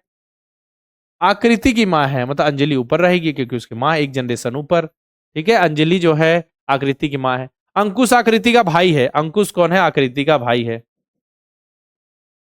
चलिए, अंकुश जो है आकृति का भाई है। जया अभय की बेटी है। जया अभय की बेटी है। जया जो है इसकी बेटी है, अभय की। ये अलग हो गया, चलिए इसको अभी अलग रखते हैं ना, क्योंकि ये यहाँ पे किसी का कोई रिलेशन नहीं बताया। आकृति जो है अभय की पत्नी है। आकृति कौन है? अभय की पत्नी है, मतलब आकृति और अभय क्या है? पति पत्नी। ये हो गए। आकृति कौन है? अभय की पत्नी है। ठीक है, और अभय की बेटी कौन है? मतलब आकृति और अभय की बेटी कौन होगी? आकृति और अभय की बेटी होगी जया। यही तो बताया गया ना, क्योंकि जया जो है अभय की बेटी, अभय की बेटी, और अभय और आकृति पति पत्नी, तो दोनों की बेटी कौन होगी? जया। जया। अब बोला गया है तो अभय अंकुश से किस प्रकार संबंधित है? तो अभय अंकुश से किस प्रकार संबंधित है? मतलब अंकुश से, मतलब कि अंकुश के द्वारा अभय को क्या कहा जाएगा? अभय को अंकुश के द्वारा। इंग्लिश में देखिए, how Abhay is related to Ankush, मतलब पहले कौन है? अभय। तो अभय को अंकुश के द्वारा क्या कहा जाएगा? अभय को अंकुश के द्वारा, अभय को अंकुश के द्वारा क्या? अपनी बहन, अपनी बहन के पति को अंकुश क्या कहेगा? अपनी बहन के पति को, क्योंकि अंकुश की बहन आकृति और आकृति का पति अभय, तो अपनी बहन के पति को अंकुश क्या कहेगा? बहनोई या फिर जीजा। है क्या ऑप्शन में? हाँ, ऑप्शन नंबर डी, बहनोई या फिर जीजा। क्लियर? बस यही तो है, कुछ नहीं है बेटा, कुछ भी नहीं रखा है। क्वेश्चन नंबर 10 पे चले। चलिए इसको बनाते हैं। P is the son of Q, R is the granddaughter of S, who is the husband of Q, then how P is related to S? P Q का बेटा है, R S की पोती है जो कि Q का पति है, तो P S से किस प्रकार संबंधित है? P Q का बेटा है, जो P है वो Q का बेटा है। चलिए, जो P है वो किसका बेटा है? Q का बेटा है। चलिए, Q क्या है हमको नहीं पता, मतलब कि फादर है मदर है नहीं पता, बस P जो है Q का बेटा है। Q मदर भी हो सकता है, फादर भी हो सकता है। R S की पोती है जो कि Q का पति है। R जो है कौन है? S की पोती है, और जो S कौन है? Q का पति है। Q का पति कौन है? Q का पति कौन है? S है। Q का पति कौन है? S है। और तो Q क्या हो जाएंगी? फीमेल, पत्नी हो जाएंगी, तो ये दोनों हो गए पति पत्नी। अब बोला गया है R जो है S की पोती है, मतलब देखिए पति पत्नी, उनका बेटा, उनकी पोती। ठीक है, कौन हो गई? S, मतलब ये R हो गई ना, R। अब देखिए सारी कंडीशंस हो गई सेटिस्फाई। P जो है Q का बेटा हो गया, R S की पोती है, तो देखिए R जो है S की पोती है। ठीक है, R S की पोती है जो कि Q का पति, मतलब S की बात हो रही है।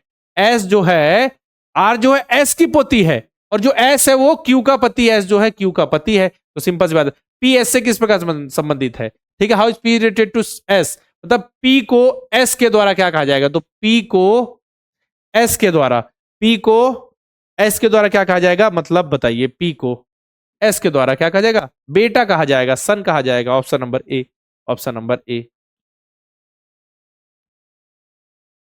हाँ option number A, P S से किस प्रकार संबंधित, तो पी को एस के द्वारा कहा जाएगा बेटा।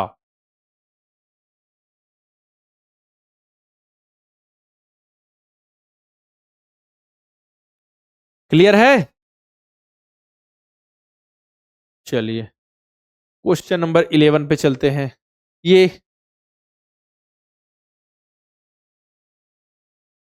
चलिए नेक्स्ट क्वेश्चन ये देख लीजिए। Divya only brother is Alok, Divya is the daughter of Deepak, Amarlal is the only son in law of the father of Deepak only daughter. How is Alok related to Amarlal? Divya का इकलौता भाई कौन है? आलोक है। दिव्या आलोक भाई है, ठीक है, भाई बहन। दिव्या दीपक की पुत्री है। दिव्या किसकी बेटी है? दीपक की।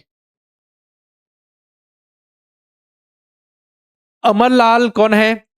अमरलाल जो है वो दीपक की इकलौती पुत्री, ठीक है। Amarlal is the only son in law of the father of the Deepak's only daughter. तो दीपक की इकलौती पुत्री के पिता का इकलौता दामाद है, मतलब इसका दामाद मतलब होगा दीपक की बेटी का पति। कौन हो गया? अमरलाल। देखिए कितना अच्छा घुमाया है क्वेश्चन में, अमरलाल। ठीक है, अब पूछा क्या है कि आलोक अमरलाल से किस प्रकार संबंधित, फिर से वही क्वेश्चन आ गया, आलोक अमरलाल से किस प्रकार संबंधित है। अब देखिए आलोक अमरलाल से किस प्रकार संबंधित है। अब क्वेश्चन है how is Alok related to Amarlal, मतलब कि आलोक को अमरलाल के द्वारा क्या कहा जाएगा, अपनी पत्नी के भाई को अमरलाल क्या कहेगा, ठीक है। आलोक को अमरलाल के द्वारा, तो अपनी पत्नी, अमरलाल की पत्नी दिव्या, दिव्या का भाई आलोक, तो अपनी पत्नी यानी दिव्या के भाई को कौन कहेगा? अमरलाल क्या कहेगा? तो अमरलाल अपनी पत्नी के भाई को कहेगा साला, ठीक है। Option number C, brother in law, ठीक है ना, सन इन लॉ नहीं बेटा, ब्रदर इन लॉ। पूछा जा रहा है कि अमरलाल अपनी पत्नी के भाई को कहेगा साला यानी ब्रदर इन लॉ, ठीक है। चलिए वरदान, क्वेश्चन नंबर 12, ये देखिए क्वेश्चन नंबर 12, ये आपके लिए होमवर्क है, ये कीजिएगा, नोट कीजिएगा। बिल्कुल सिंपल सा क्वेश्चन है, जैसे क्वेश्चन करा बिल्कुल उसी तरीके के क्वेश्चंस। ठीक, हाँ एक बार और बता देता हूं। चलिए बेटा, इसमें ऐसा है कि दिव्या का इकलौता भाई कौन है? आलोक है। समझिए, दिव्या का इकलौता भाई आलोक है, और दिव्या दीपक की पुत्री है, मतलब दिव्या जो है दीपक की बेटी है। अब देखिए जो अमरलाल कौन है? अमरलाल जो है वो दीपक की इकलौती बेटी के पिता। अब दीपक की इकलौती बेटी कौन है? दिव्या है। दिव्या के पिता का इकलौता दामाद है, मतलब दिव्या का पति है कौन? अमरलाल। अब बोला जा रहा है आलोक अमरलाल से किस प्रकार, मतलब आलोक को अमरलाल के द्वारा, मतलब अपनी पत्नी के भाई को अमरलाल कहेगा साला, ठीक है। क्वेश्चन नंबर 12 ये होमवर्क का हो गया। क्वेश्चन नंबर 13 पे चले, ये भी आप कर लीजिएगा, ठीक है। ये भी आपके लिए होमवर्क का क्वेश्चन है, बिल्कुल सिंपल सा है, कर लीजिएगा आराम से, है ना। कर लेंगे कि नहीं बताइए जल्दी से, कर लेंगे ना। अभी एक और टॉपिक है सर, टाइप 2 का क्वेश्चन बचा हुआ है ना, अभी तो टाइप 1 के कर रहे हैं हम, ब्लड रिलेशन के। तो आज हम लगभग आधा घंटा क्लास चलेगी, सारी चीजों को कंप्लीट कर लेंगे ब्लड रिलेशन के, है ना। चलिए कर लेंगे ना सभी, करेंगे कि नहीं? होमवर्क के जो क्वेश्चन दे रहा हूं उसको सॉल्व करेंगे। चलिए मैं करा देता हूं इसको। ए बी का भाई है, ए जो है इसका बी का भाई है, सी ए की बहन है, सी कौन है? ए की बहन है। डी ई का भाई है, डी जो है ई का भाई है, ठीक है। ई बी की बेटी है, ई जो है किसकी बेटी है? बी की बेटी कौन है? ई, और डी कौन है? ई का भाई। अब क्या पूछा गया क्वेश्चन में? क्वेश्चन में क्या पूछा गया जरा देखें। क्वेश्चन में पूछा गया है डी के अंकल कौन है, तो डी के अंकल कौन है बताइए। डी के ये दोनों भाई बहन है, इनकी मम्मी या पापा कौन है? बी है। अब बी जो है हो सकता है कि पापा हो सकता है मम्मी हो, ई और डी के, ठीक है। तो इनका देखिए बी का जो भाई होगा, बी का जो भाई होगा मतलब इनकी मम्मी या पापा के जो भाई होंगे वही तो अंकल होंगे। ए आंसर आ जाएगा, A, option number C, option number C. कर लोगे ना? चलो ठीक है फिर। क्वेश्चन नंबर 14 ये कर लीजिएगा। चलिए ये भी करा दूं क्या? चलो करा ही देता हूं। कुछ कुछ क्वेश्चन जो, हाँ ये देखिए, C is the nephew of A's father, D is the A cousin but not C sister, how D is related to C. A जो सी जो है एक ए के पिता का भतीजा है। सी कौन है? ए के पिता का भतीजा। पिता का भतीजा मतलब पिता के कोई भाई होंगे, ठीक है, पिता के कोई भाई होंगे, उनका जो बेटा होगा वो कौन है? सी। सी जो है ए के पिता के भाई का बेटा है, तभी तो ए के पिता का भतीजा हुआ। अब बोला जा रहा है डी जो है ए का कजिन है लेकिन सी का भाई नहीं है। डी ए का कजिन तो है, भाई या बहन है, लेकिन सी के भाई, सी का भाई नहीं है। सी का भाई नहीं मतलब सी की बहन होगी। कौन? डी, सी की बहन होगी। सिंपल से बोला ना, डी जो है ए का कजिन है, ये देखिए कजिन भाई हो गए, लेकिन सी का भाई नहीं, सी का भाई नहीं मतलब सी की बहन होगी। अब बोले डी सी से किस प्रकार संबंधित है, तो डी सी से किस प्रकार संबंधित? डी को सी के द्वारा, तो डी को सी के द्वारा बहन कहा जाएगा।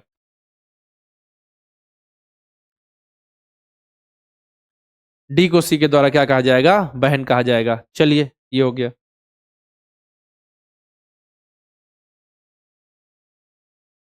चलिए ये हो गया। 15 देख लें, ये तो सिंपल सा, ये कर लेंगे आप, ये होमवर्क का क्वेश्चन है। रीना ने कहा सड़क पर चलने वाली महिला मेरे पिता की पत्नी है। कितना सिंपल। रीना ने कहा मेरे सड़क पे जो महिला चल रही है वो मेरे पिता की पत्नी है। मेरे पिता की पत्नी मतलब क्या? मेरे पापा की पत्नी। पापा की पत्नी मतलब क्या? माँ। सिंपल सा, सॉल्व कर लीजिएगा इसको। क्वेश्चन नंबर 16, ये देखिए क्या है। In a joint family there are father, mother, 3 married son and 1 unmarried daughter of the sons. Two have 2 daughters each and one has a son. How many female member are there in a family? एक संयुक्त परिवार में माता पिता है। चलिए ये mother हो गए, ये फादर हो गए,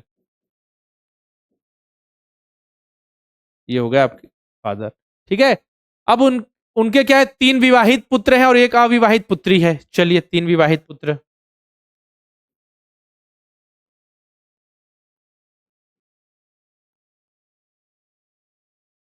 ठीक है, दोनों पति पत्नी है ना, तो ये ऐसा मत समझिए कि एक ही से मैं वो कर रहा हूं। और 1 अविवाहित पुत्री है, ठीक है। तो बेटों में से 2 की 2 बेटियां हैं। चलिए इन मान लेते हैं इनकी 2 बेटियां हैं, ठीक है। और 1 का 1 बेटा है। चलिए इसका 1 बेटा है मान लेते हैं बस। और जिसका विवाह नहीं हुआ उसका तो कोई बेटा बेटी नहीं। अब पूछा रहा कितने फीमेल मेंबर है परिवार में, कितनी महिला सदस्य हैं? देखें जरा, 1 2 3 4 और ये 5, ठीक है, 6 7 8 9। Option number D, option number D आ गया। ऑप्शन नंबर डी आ रहा है बेटा, किसका? सी आ रहा है। जरा देखिए, देखिए माता पिता हो गए तो 1 मम्मी जो हो गई फीमेल। अब उनकी 3 बच्चे हैं मतलब विवाहित, मतलब तो उनकी पत्नियां भी होंगी, तो 3 इधर हो गई। और जो 2 बेटे हैं उनकी 2 बेटियां हैं, और 1 तो जो माता पिता उन्हीं की 1 बेटी है जिनकी शादी नहीं हुई। तो देखिए समझिए, है ना, ऑप्शन नंबर डी आएगा। ऑप्शन नंबर डी क्लियर है। चलिए बहुत बढ़िया। क्वेश्चन नंबर 17 में चलते हैं। ये कर लीजिएगा आप, क्वेश्चन नंबर 17 होमवर्क नोट कीजिए। क्वेश्चन नंबर 17 आपके लिए हो जाएगा होमवर्क का क्वेश्चन। 10 क्वेश्चन के लगभग बचे होंगे इसमें, अलग टाइप के थोड़े, 10 क्वेश्चन के लगभग। चलिए पिंकू, अच्छा आप अभी आज चले जाइए स्कूल, इसके बाद आके देख लीजिएगा, मुश्किल से आधे घंटे की क्लास होगी बेटा, है ना। चलिए क्वेश्चन नंबर 18 पे चले। ये भी कर लेंगे, बिल्कुल सिंपल सा है। ये क्वेश्चन आया हुआ है पेपर में, है ना। विहान की ओर इशारा करते हुए आध्या ने कहा कि उसके पिता मेरे दादा के इकलौते पुत्र हैं। चलिए मैं कर ही देता हूं। विहान की ओर इशारा करते हुए आध्या ने कहा, आध्या ने कहा क्या कहा? कि जो उसके दादा मतलब जो विहान के जो क्या है? पिता है, फादर है, ठीक है।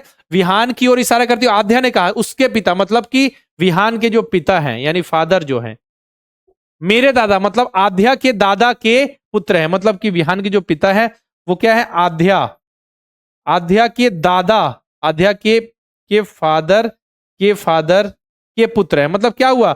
जो आध्या के जो पिता है वो ही विहान के पिता है ना। मतलब वही बात हो गई कि उसके पिता मतलब विहान के पिता, मेरे दादा मतलब आध्या के दादा के बेटे हैं, मतलब जो इसके पिता है वो आध्या के दादा के बेटे हैं। तो मतलब ये जो पिता है, सिंपल सी बात हो गई कि आध्या और विहान भाई बहन है, भाई बहन है। अब बोले आध्या का विहान से क्या संबंध है? मतलब आध्या को विहान के द्वारा। तो आध्या को विहान के द्वारा क्या कहा जाएगा? आध्या को विहान के द्वारा कहा जाएगा सिस्टर।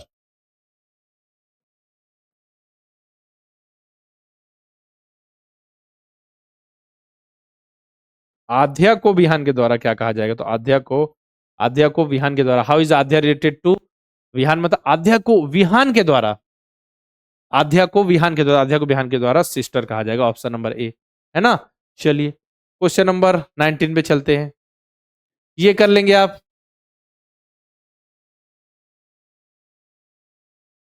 हो जाएगा ना, ये आराम से कर लीजिएगा।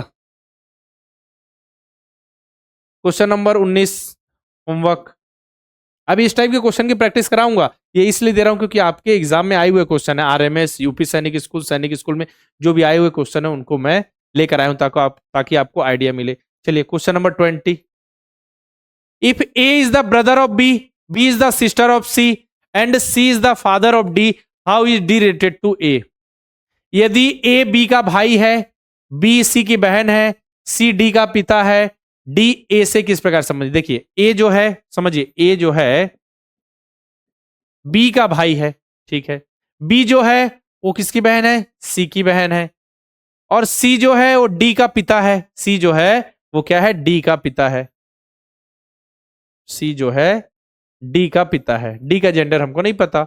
डी ए से किस प्रकार संबंधित है बताइए? तो डी के पिता कौन है? सी है ना, यहां पे लिखा हुआ है डी, सी जो है डी का पिता है। डी का पिता कौन है? सी, ठीक है। तो डी जो है, अब क्या पूछा है? डी ए से किस प्रकार संबंध है? डी को ए के द्वारा क्या कहा जाएगा? समझिए, डी के पिता है सी, सी की बहन बी और सी का भाई। तो मतलब ये कहा जा रहा है कि डी ए से किस प्रकार संबंध है? डी को ए के द्वारा, ए के द्वारा मतलब अपने भाई के बेटे को, अपने भाई के बेटे को ये क्या कहेगा? डी ए से किस प्रकार संबंधित? मतलब डी को ए के द्वारा। How is D related to A? मतलब डी को ए के द्वारा क्या कहा जा रहा है? ठीक है, तो डी को ए के द्वारा क्या कहा जाएगा? देखें, डी को ए के द्वारा अपने भाई के बेटे को, अपने भाई के बेटा या बेटी। अब देखिए क्लियर नहीं है, डी लड़का या लड़की, किसी क्लियर है क्या? नहीं, जेंडर तो पता ही नहीं चल रहा है ना कि मेल है या फीमेल। तो भतीजा भी हो सकता है, भतीजी भी। यहां क्लियर नहीं हो रहा है, यहां ऑप्शन में केवल भतीजा है, क्लियर नहीं कह सकता, इसलिए आएगा can not be determined. Option number D. Clear नहीं हो रहा है बेटा, क्लियर नहीं हो रहा है क्योंकि डी का जेंडर नहीं पता, बस ये पता है कि सी डी का पिता है। तो डी के बारे में अभी नहीं पता ना, हो सकता है भतीजा, हो सकता है भतीजी हो, नेस हो या निफ्यू, हमको क्लियर नहीं है, तो डी आएगा। चलिए question number 21। Introducing a boy, a girl said he is the son of the daughter of the father of my uncle, how is the boy related to that girl? एक लड़की ने एक लड़के का परिचय देते हुए कहा, एक लड़की ने एक लड़के का परिचय देते हुए कहा यह मेरे चाचा के पिता की बेटी का बेटा है। मतलब कि एक लड़की ने लड़के का परिचय देता है। Introducing a boy, girl said, ठीक है, यह जो लड़का है वो मेरे चाचा, मतलब लड़की जो हो गई ये चाचा, लड़की के चाचा, लड़की के चाचा कौन होंगे? लड़की के पिता के भाई के पिता, ठीक है, या मेरे चाचा के पिता, चाचा के पिता मतलब उसके पिता के पिता भी होंगे, पिता की बेटी, चाचा के पिता की बेटी, मतलब इनकी बहन हो गई, ठीक है, ये बहन हो गई, का बेटा है, का बेटा है, मतलब कौन? जो लड़का है। चलिए अब पूछा जा रहा है लड़का लड़की से किस प्रकार संबंध है? मतलब लड़का को लड़की के द्वारा, तो लड़का को लड़की के द्वारा क्या कहा जाएगा? कजन, भाई। भाई तो आएगा, देखिए भाई तो आएगा ना, कजन भाई लिखा हुआ है, तो ऑप्शन नंबर ए आ जाएगा आंसर। खेल खत्म। हाँ, ब्रदर और कजिन दोनों आ जाएगा।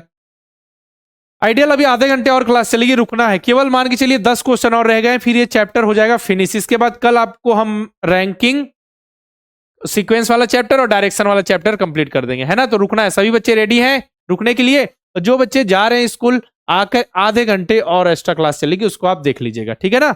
चलिए देखिए, सिंपल सा, एक लड़की ने लड़के का परिचय देते हुए, यह मेरे चाचा, मतलब लड़की के चाचा के पिता की बेटी का बेटा है, मतलब कि इस लड़की की बुआ का, इस लड़की की बुआ का बेटा कौन होगा? इसका भाई होगा या कजन होगा। ऑप्शन में कजन हो तो वो भी आंसर आ जाएगा, ठीक।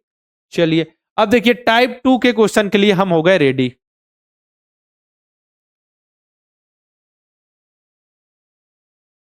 क्या हो गया? हाँ, घुमा रहे हैं बेटा, घुमाया जाएगा, घुमाया जाएगा आपको। देखिए यही तो बोलना चाह रहा हूं, घुमाया जाएगा। जो क्वेश्चन होंगे इसमें टाइप 2। अब देखिए आप क्वेश्चन अलग तरीके के आएंगे। अब क्वेश्चन कैसे आएंगे? Introducing a man, Santosh said he his wife is the only daughter of my wife, tell how is Santosh related to that person. एक व्यक्ति का परिचय देते हुए संतोष ने कहा, एक व्यक्ति का, एक व्यक्ति के बारे में संतोष बता रहा है कि इसकी जो पत्नी है, मतलब जो व्यक्ति है, जो व्यक्ति है, जो पर्सन है, इसकी जो पत्नी है वो कौन है? मेरी पत्नी। यानी संतोष बता रहा है, मतलब संतोष की पत्नी की बेटी है, तो संतोष की वाइफ की बेटी, मतलब संतोष की भी बेटी हुई। सिंपल सा केस। तो बताइए संतोष का उस व्यक्ति से क्या संबंध है? तो संतोष का उस व्यक्ति से क्या संबंध है? मतलब संतोष को उस व्यक्ति के द्वारा क्या कहा जाएगा? उस व्यक्ति के द्वारा मतलब कि देखिए ये, तो जो व्यक्ति है वो कौन है? संतोष की बेटी का पति है। तो संतोष की बेटी, मतलब संतोष की बेटी, मतलब अपनी पत्नी के पिता को, वो व्यक्ति कौन है? संतोष की बेटी का पति है, संतोष की बेटी का हस्बैंड है। तो उस व्यक्ति का, तो संतोष का उस व्यक्ति से क्या संबंध है? मतलब संतोष को उस व्यक्ति के द्वारा, तो संतोष को उस व्यक्ति के द्वारा, मतलब अपनी पत्नी के पिता को संतोष क्या कहेगा? अपनी पिता की, अपनी अपनी पत्नी के पिता को, अपनी पत्नी के पिता को व्यक्ति क्या कहेगा? अपनी, उनके जो जो पत्नी है उसके पिता कौन है? संतोष है। तो संतोष का उस व्यक्ति से क्या संबंध? मतलब संतोष को उस व्यक्ति के द्वारा क्या कहा जाएगा? तो संतोष को उस व्यक्ति के द्वारा कहा जाएगा ससुर, क्योंकि अपनी अपनी पत्नी के पिता को व्यक्ति क्या कहेगा? ससुर। Option number B. हाँ, father in law. Question number second, देखिए बहुत अच्छे से घुमाया जाएगा, दिमाग शांति से रखेंगे तभी चीजें क्लियर होंगी। फर्स्ट का सी कैसे आएगा बेटा? फर्स्ट का तो बी आया शायद, बी आएगा, चाचा नहीं आएगा। चाचा कैसे आएगा? बी आएगा, है ना Pushpendra? Ravi said pointing to Kamal, his father is my father's only son, how is Ravi related to Kamal? Ravi ने कमल की ओर इशारा करते हुए कहा, रवि ने कमल की ओर इशारा करते हुए कहा। क्या किया? रवि ने कमल की ओर इशारा कर रहा है। उसके पिता, मतलब कमल के पिता, कमल के जो पिता हैं, कमल के जो पिता हैं वो मेरे पिता के इकलौते पुत्र हैं। मतलब ये खुद रवि है, रवि के जो पिता होंगे, रवि के जो पिता होंगे उनका इकलौता पुत्र कौन होगा? रवि, और उनका बेटा कमल। सिंपल सा। देखिए रवि ने कमल की ओर इशारा करते हुए कहा कि कमल के पिता जो हैं वो मेरे पिता, मैंने पिता के इकलौते पुत्र है। मतलब ये जो पिता है कमल के, वो खुद कौन है? रवि है। ठीक है, तो रवि कमल से किस प्रकार संबंधित? How is Ravi related to Kamal? मतलब रवि को कमल के द्वारा, तो रवि को कमल के द्वारा क्या कहा जाएगा? पापा, यानी फादर। ऑप्शन नंबर ए। ठीक है ना? रवि कमल से, देखिए आप इसमें बहुत ज्यादा कंफ्यूज होंगे बेटा, ये ध्यान रखिएगा। अगर आपको मैं नहीं बताया रहता कि किसको कौन क्या बोलेगा तो आप कुछ भी टिक कर सकते थे। हो सकता है आप ऑप्शन नंबर डी पे टिक कर जाते। यहां लिखा होता रवि कमल से किस प्रकार संबंधित है, आप समझ लेते कि कमल को रवि के द्वारा क्या कहा जाएगा। लेकिन मैंने क्लियर किया है ना कि how is Ravi related to Kamal, मतलब कि रवि पहले लिखा है, मतलब रवि को कमल के द्वारा क्या कहा जा रहा है। इंग्लिश में, हिंदी वाले बच्चों को रवि कमल से किसमें लगा है? कमल में। कमल से, रवि कमल से किस प्रकार संबंधित है? मतलब कमल से, मतलब कमल के द्वारा रवि को, कमल के द्वारा रवि को क्या कहा जाएगा? एक और बनता है इसमें, कमल का रवि का कमल से किस प्रकार से क्या संबंध है? ऐसा क्वेश्चन भी बन सकता है, रवि का कमल से क्या संबंध है? तो रवि का कमल से, मतलब कमल के द्वारा रवि को क्या कहा जाएगा? तो कमल के द्वारा रवि को पापा कहा जाएगा, फादर कहा जाएगा। ठीक, चलिए question number third, looking at a woman sitting next to him, Nitesh said, he is the sister of the husband of my wife. How is woman related to Nitesh? Nitesh ने अपने बगल में बैठी एक महिला की ओर देखा और कहा, यह मेरी पत्नी के पति की बहन है। महिला का नितेश से क्या संबंध है? ठीक है, तो नितेश ने, चलिए नितेश है,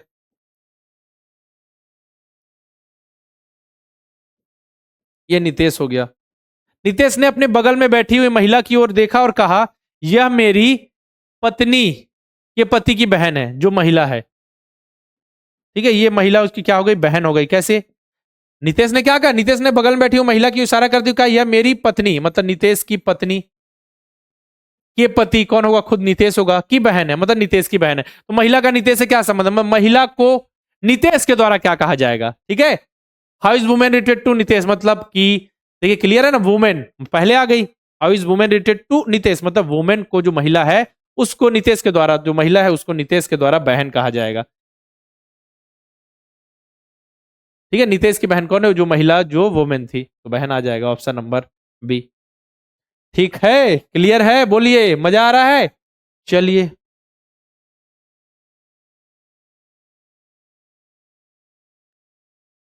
question number 4 pointing to a girl Atul said she is the only daughter of my grandfather's only child. How is the girl related to Atul. एक लड़की की ओर इशारा करते हुए अतुल ने कहा, ठीक है, सामने कोई लड़की उसकी ओर इशारा करते हुए अतुल कहता है, अतुल क्या कहता है कि वह मेरे दादा की इकलौती संतान की इकलौती बेटी है। अतुल ने कहा वह मेरे दादा, मतलब अतुल के फादर के फादर, ठीक है। वो लड़की कौन है, लड़की जो गर्ल है वो कौन है, अतुल के, मेरे दादा मतलब अतुल के दादा की इकलौती संतान, मतलब अतुल के पापा, ठीक है, अतुल के पापा की इकलौती बेटी है, मतलब अतुल की बहन हो गई,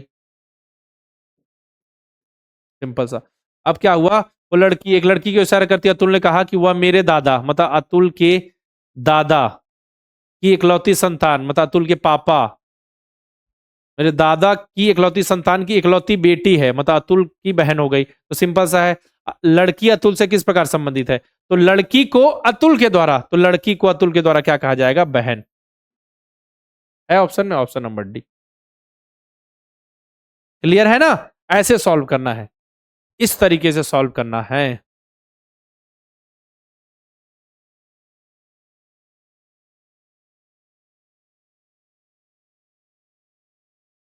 अतुल के दादा, दादा की इकलौती संतान की, हाँ ठीक है, बिल्कुल सही है, गर्ल आएगा यहाँ पे, मतलब कि सिस्टर आएगा। चलिए क्वेश्चन नंबर 5, चलिए ये आपके लिए होमवर्क का क्वेश्चन, इसको कर लीजिएगा होमवर्क में, एक दो क्वेश्चन तो होमवर्क में भी कीजिए, है ना। हाँ सिस्टर बहन आ गया आंसर, गुड़िया हिंदुस्तानी। हाँ देखिए घुमाया जाएगा, थोड़ा सा समझिए, घुमाया जाएगा लेकिन हमको उसके लिए रहना है रेडी, बिल्कुल रेडी। क्वेश्चन नंबर 6 पे चले, होमवर्क दे दिया इससे पहले वाला। अब देखिए, a man introduce a woman said her mother is the only daughter of my mother in law, what is the relation of the man to the women. ठीक है, एक महिला का परिचय कराते हुए एक व्यक्ति ने कहा इसकी मां मेरी सास की इकलौती पुत्री है, उस व्यक्ति का महिला से क्या संबंध है, उस व्यक्ति का महिला से क्या संबंध है, जरा दिमाग लगाइए। एक महिला का परिचय कराते हुए एक व्यक्ति ने कहा, महिला के बारे में बताते हुए एक व्यक्ति कहता है इसकी मां, मतलब कि महिला की जो मां है, महिला की जो मां है, मेरी सास की, मेरी सास की इकलौती पुत्री, मतलब कि जो महिला की मां है उनका पति कौन होगा, वो व्यक्ति होगा, उस व्यक्ति की सास कौन होगी, जो उसकी पत्नी की मां। ये देखिए ये हो गया, समझ में आया क्या बोला जा रहा है।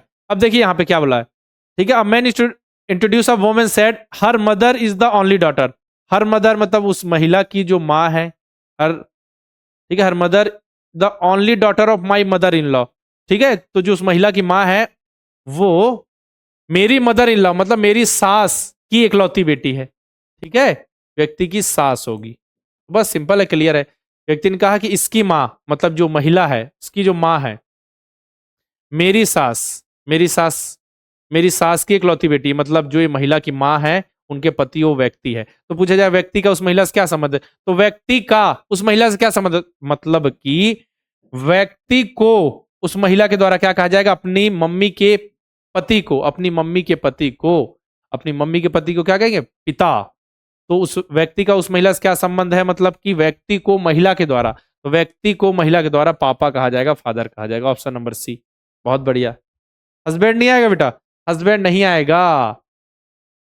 देखिए इसकी मां, एक महिला की ओर इशारा करते हुए व्यक्ति ने कहा इसकी मां, मतलब इस महिला की जो मां है, ये जो महिला है इसकी जो मां है वो मेरी सास की इकलौती बेटी है। मतलब कि जो महिला की मां है उनका पति ही वो व्यक्ति है, और व्यक्ति की जो सास होगी मतलब इस जो महिला है उसकी मां की मां होंगी।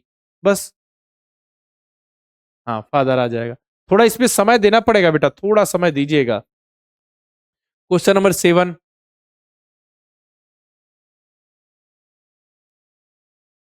हाँ बस 2 क्वेश्चन और। A man pointing to a photograph and said I have no brother और sister but that man's father is my father son उस पिक्चर वॉज इट। मतलब बोला जा रहा है एक तस्वीर की ओर इशारा हुआ। देखिए आप किसी की ओर नहीं किया जा रहा है कि ये गर्ल है बॉय है, अब एक तस्वीर की ओर इशारा किया जा रहा है। एक तस्वीर की ओर इशारा करते हुए एक व्यक्ति कहता है, एक तस्वीर की ओर इशारा करते हुए एक व्यक्ति कहता है कि मेरा कोई भाई बहन नहीं है। ठीक है, व्यक्ति है, व्यक्ति कहता है मेरा कोई भाई बहन नहीं है। ठीक है, लेकिन उस व्यक्ति मतलब इसको यहां पे अभी नहीं लिखना पड़ेगा। देखिए मेरा कोई भाई बहन मतलब उस व्यक्ति का कोई भाई नहीं, लेकिन उस व्यक्ति का मतलब तस्वीर की ओर इशारा कर रहा है। ठीक है, तस्वीर की ओर इशारा कर रहा है और एक व्यक्ति कह रहा है, जैसे मैं कह रहा हूं उस तस्वीर की ओर इशारा करके कि मेरा कोई भाई बहन नहीं है, लेकिन उसका मतलब वो जो तस्वीर वाले का, ठीक है, जो तस्वीर है, तस्वीर वाले व्यक्ति का जो पिता है, ठीक है, जो पिता है मेरे पिता का पुत्र है। तस्वीर वाले जो व्यक्ति उसका जो पिता है मेरे पिता का, मतलब कि वो व्यक्ति खुद ये हो गया और व्यक्ति के पिता का पुत्र है। सिंपल सी बात है। देखिए ये तस्वीर वाला व्यक्ति हो गया और जो नॉर्मल व्यक्ति हो गया। मतलब देखिए एक तस्वीर की ओर इशारा करते हुए ये वाला व्यक्ति कहता है, ये वाला व्यक्ति ये है और तस्वीर वाला ये है। क्या कहता है कि मेरा कोई भाई बहन नहीं, ये बोल रहा है कि मेरा कोई भाई बहन नहीं है। देखिए इसका कोई भाई बहन नहीं है, लेकिन उस व्यक्ति का पिता मतलब उस व्यक्ति मतलब तस्वीर वाले व्यक्ति का जो पिता है वो क्या है, मेरे पिता का व्यक्ति का जो तस्वीर वाले व्यक्ति का जो पिता है वो मेरे पिता का पुत्र है। बस खत्म बात। देखिए घुमाया कितना है ना। तो वह तस्वीर किसकी थी, वह तस्वीर किसकी थी, तो तस्वीर किसकी थी, तस्वीर थी उसके बेटे की।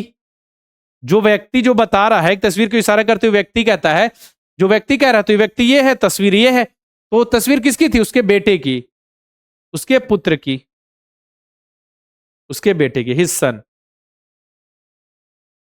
उसके पुत्र की।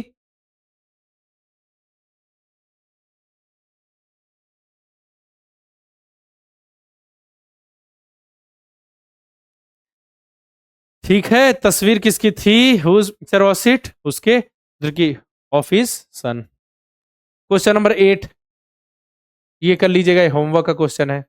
बस 2 क्वेश्चन और रह गए, 2 क्वेश्चन और फिर ये कॉन्सेप्ट हो जाएगा क्लियर। 2 कॉन्सेप्ट और 2 क्वेश्चन और है, ये क्वेश्चन होमवर्क का है सिंपल सा, इसको कर लीजिएगा। जिस इस टाइप के क्वेश्चन अभी तुरंत मैंने किए हैं। चलिए क्वेश्चन नंबर 9 की ओर चलें। देखिए क्या बोला गया है, A plus B means A is the daughter of B, A minus B means A is the husband of B, A into B means A is the brother of B, then L into M minus N shows the relation. यदि A plus B का मतलब क्या है, ए B की बेटी है, ए minus B का मतलब ए बी का पति है, ए इंटू एल का मतलब है ए बी का भाई है, तो L into M minus N का मतलब क्या होगा। चलिए पहले देखें, तो हमको क्या क्वेश्चन सॉल्व करना, L into M minus N. ठीक है, तो पहले हम सॉल्व करते हैं किसको, एल इंटू एम। इंटू मतलब क्या है, देखिए इंटू का मतलब देखें, इंटू का मतलब हाँ यहाँ ए इंटू बी मीन्स है ए बी का भाई है। देखिए यहाँ पे A into B means A is the brother of B. ठीक है, A into B, A into B का मतलब ए बी का भाई, तो एल इंटू एम मतलब एल जो है इसका भाई है, एल जो है वो एम का भाई है, एल जो है वो एम का भाई है, इसका मतलब तो यही होगा। चलिए नेक्स्ट देखिए, इतना हमने कर लिया, अब इतने की बारी है। M into N, M minus N means M minus N, A minus B का मतलब क्या है, ए बी का पति है, तो एम माइनस एन मतलब एम जो है एन का पति है, ऐसा होगा।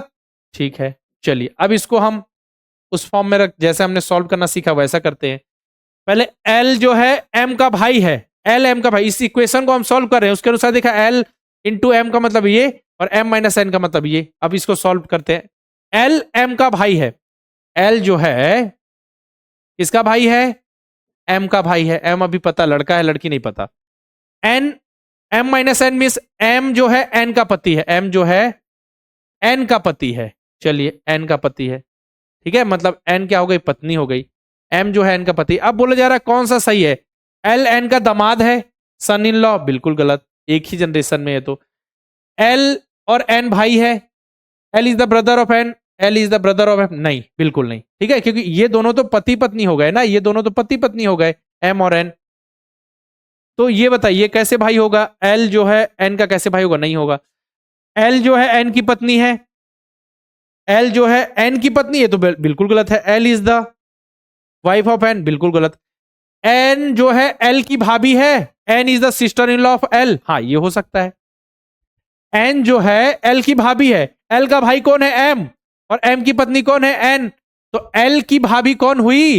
एन, है ना। एल का भाई एम और एम की पत्नी एन, तो फिर जो एन हो गई, एन जो है वो एल की भाभी है। एन जो है एल की भाभी है, ठीक है, तो एल जो है एन को क्या कहेगा? भाभी। अपने भाई की पत्नी को भाभी, ऑप्शन नंबर डी। चलिए अब हम पहुंच चुके हैं बिल्कुल आगे बढ़ते बढ़ते क्वेश्चन नंबर 10 में, है ना। इसकी प्रैक्टिस कर लीजिएगा, फिर एक कॉन्सेप्ट और कल बच गया, उसके बाद फिर हम जीके की क्लासेस स्टार्ट करेंगे। बिल्कुल देखिए हमने शुरू से स्टार्ट किया था, अच्छे से समझते हुए आगे बढ़ गए। क्वेश्चन नंबर 10, ये लास्ट ही है ना? हाँ बिल्कुल लास्ट है। चलिए क्वेश्चन नंबर 10, अब देखिए, P plus Q means P is the brother of Q. P minus Q means P is the mother of Q. P into Q means P is the sister of Q. Then choose the option which show that P is the aunt of Q. P plus Q का मतलब है P Q का भाई है, P minus Q का मतलब है P Q की माँ है, P into Q का मतलब है P Q की बहन है। तो वह विकल्प चुनिए जो दर्शाता है कि P Q की मौसी है। अब ऐसा कौन सा विकल्प है? ऐसा इक्वेशन है, उसमें था इक्वेशन दिया था और रिलेशन बताना था, यहाँ रिलेशन बता दिया गया, उसके हिसाब से कौन सी इक्वेशन करेक्ट होगी आपको बताना है। चलिए हमको क्या लाना है? पी क्यू की मौसी। पहले पहला ऑप्शन चेक करते हैं, first option, P plus R into Q. P plus R मतलब, P प्लस आर मतलब पी क्यू का भाई है। चलिए P जो है इसका भाई है, P किसका भाई है? R का, ठीक है। और इसके बाद देखिए नेक्स्ट है R into Q. R into Q means, P into Q means P Q की बहन है, तो R इंटू क्यू मतलब R जो है क्यू क्यू की बहन है। तो कोई रिलेशन दर्शाया जा रहा है क्या? P जो है क्यू की मौसी, एक ही जनरेशन में आ गया, ये भी गलत हो गया, ये नहीं आएगा आंसर, ये आंसर नहीं आएगा। चलिए सेकंड चेक करें, P into R, P into R minus Q. तो पहला क्या हो जाएगा?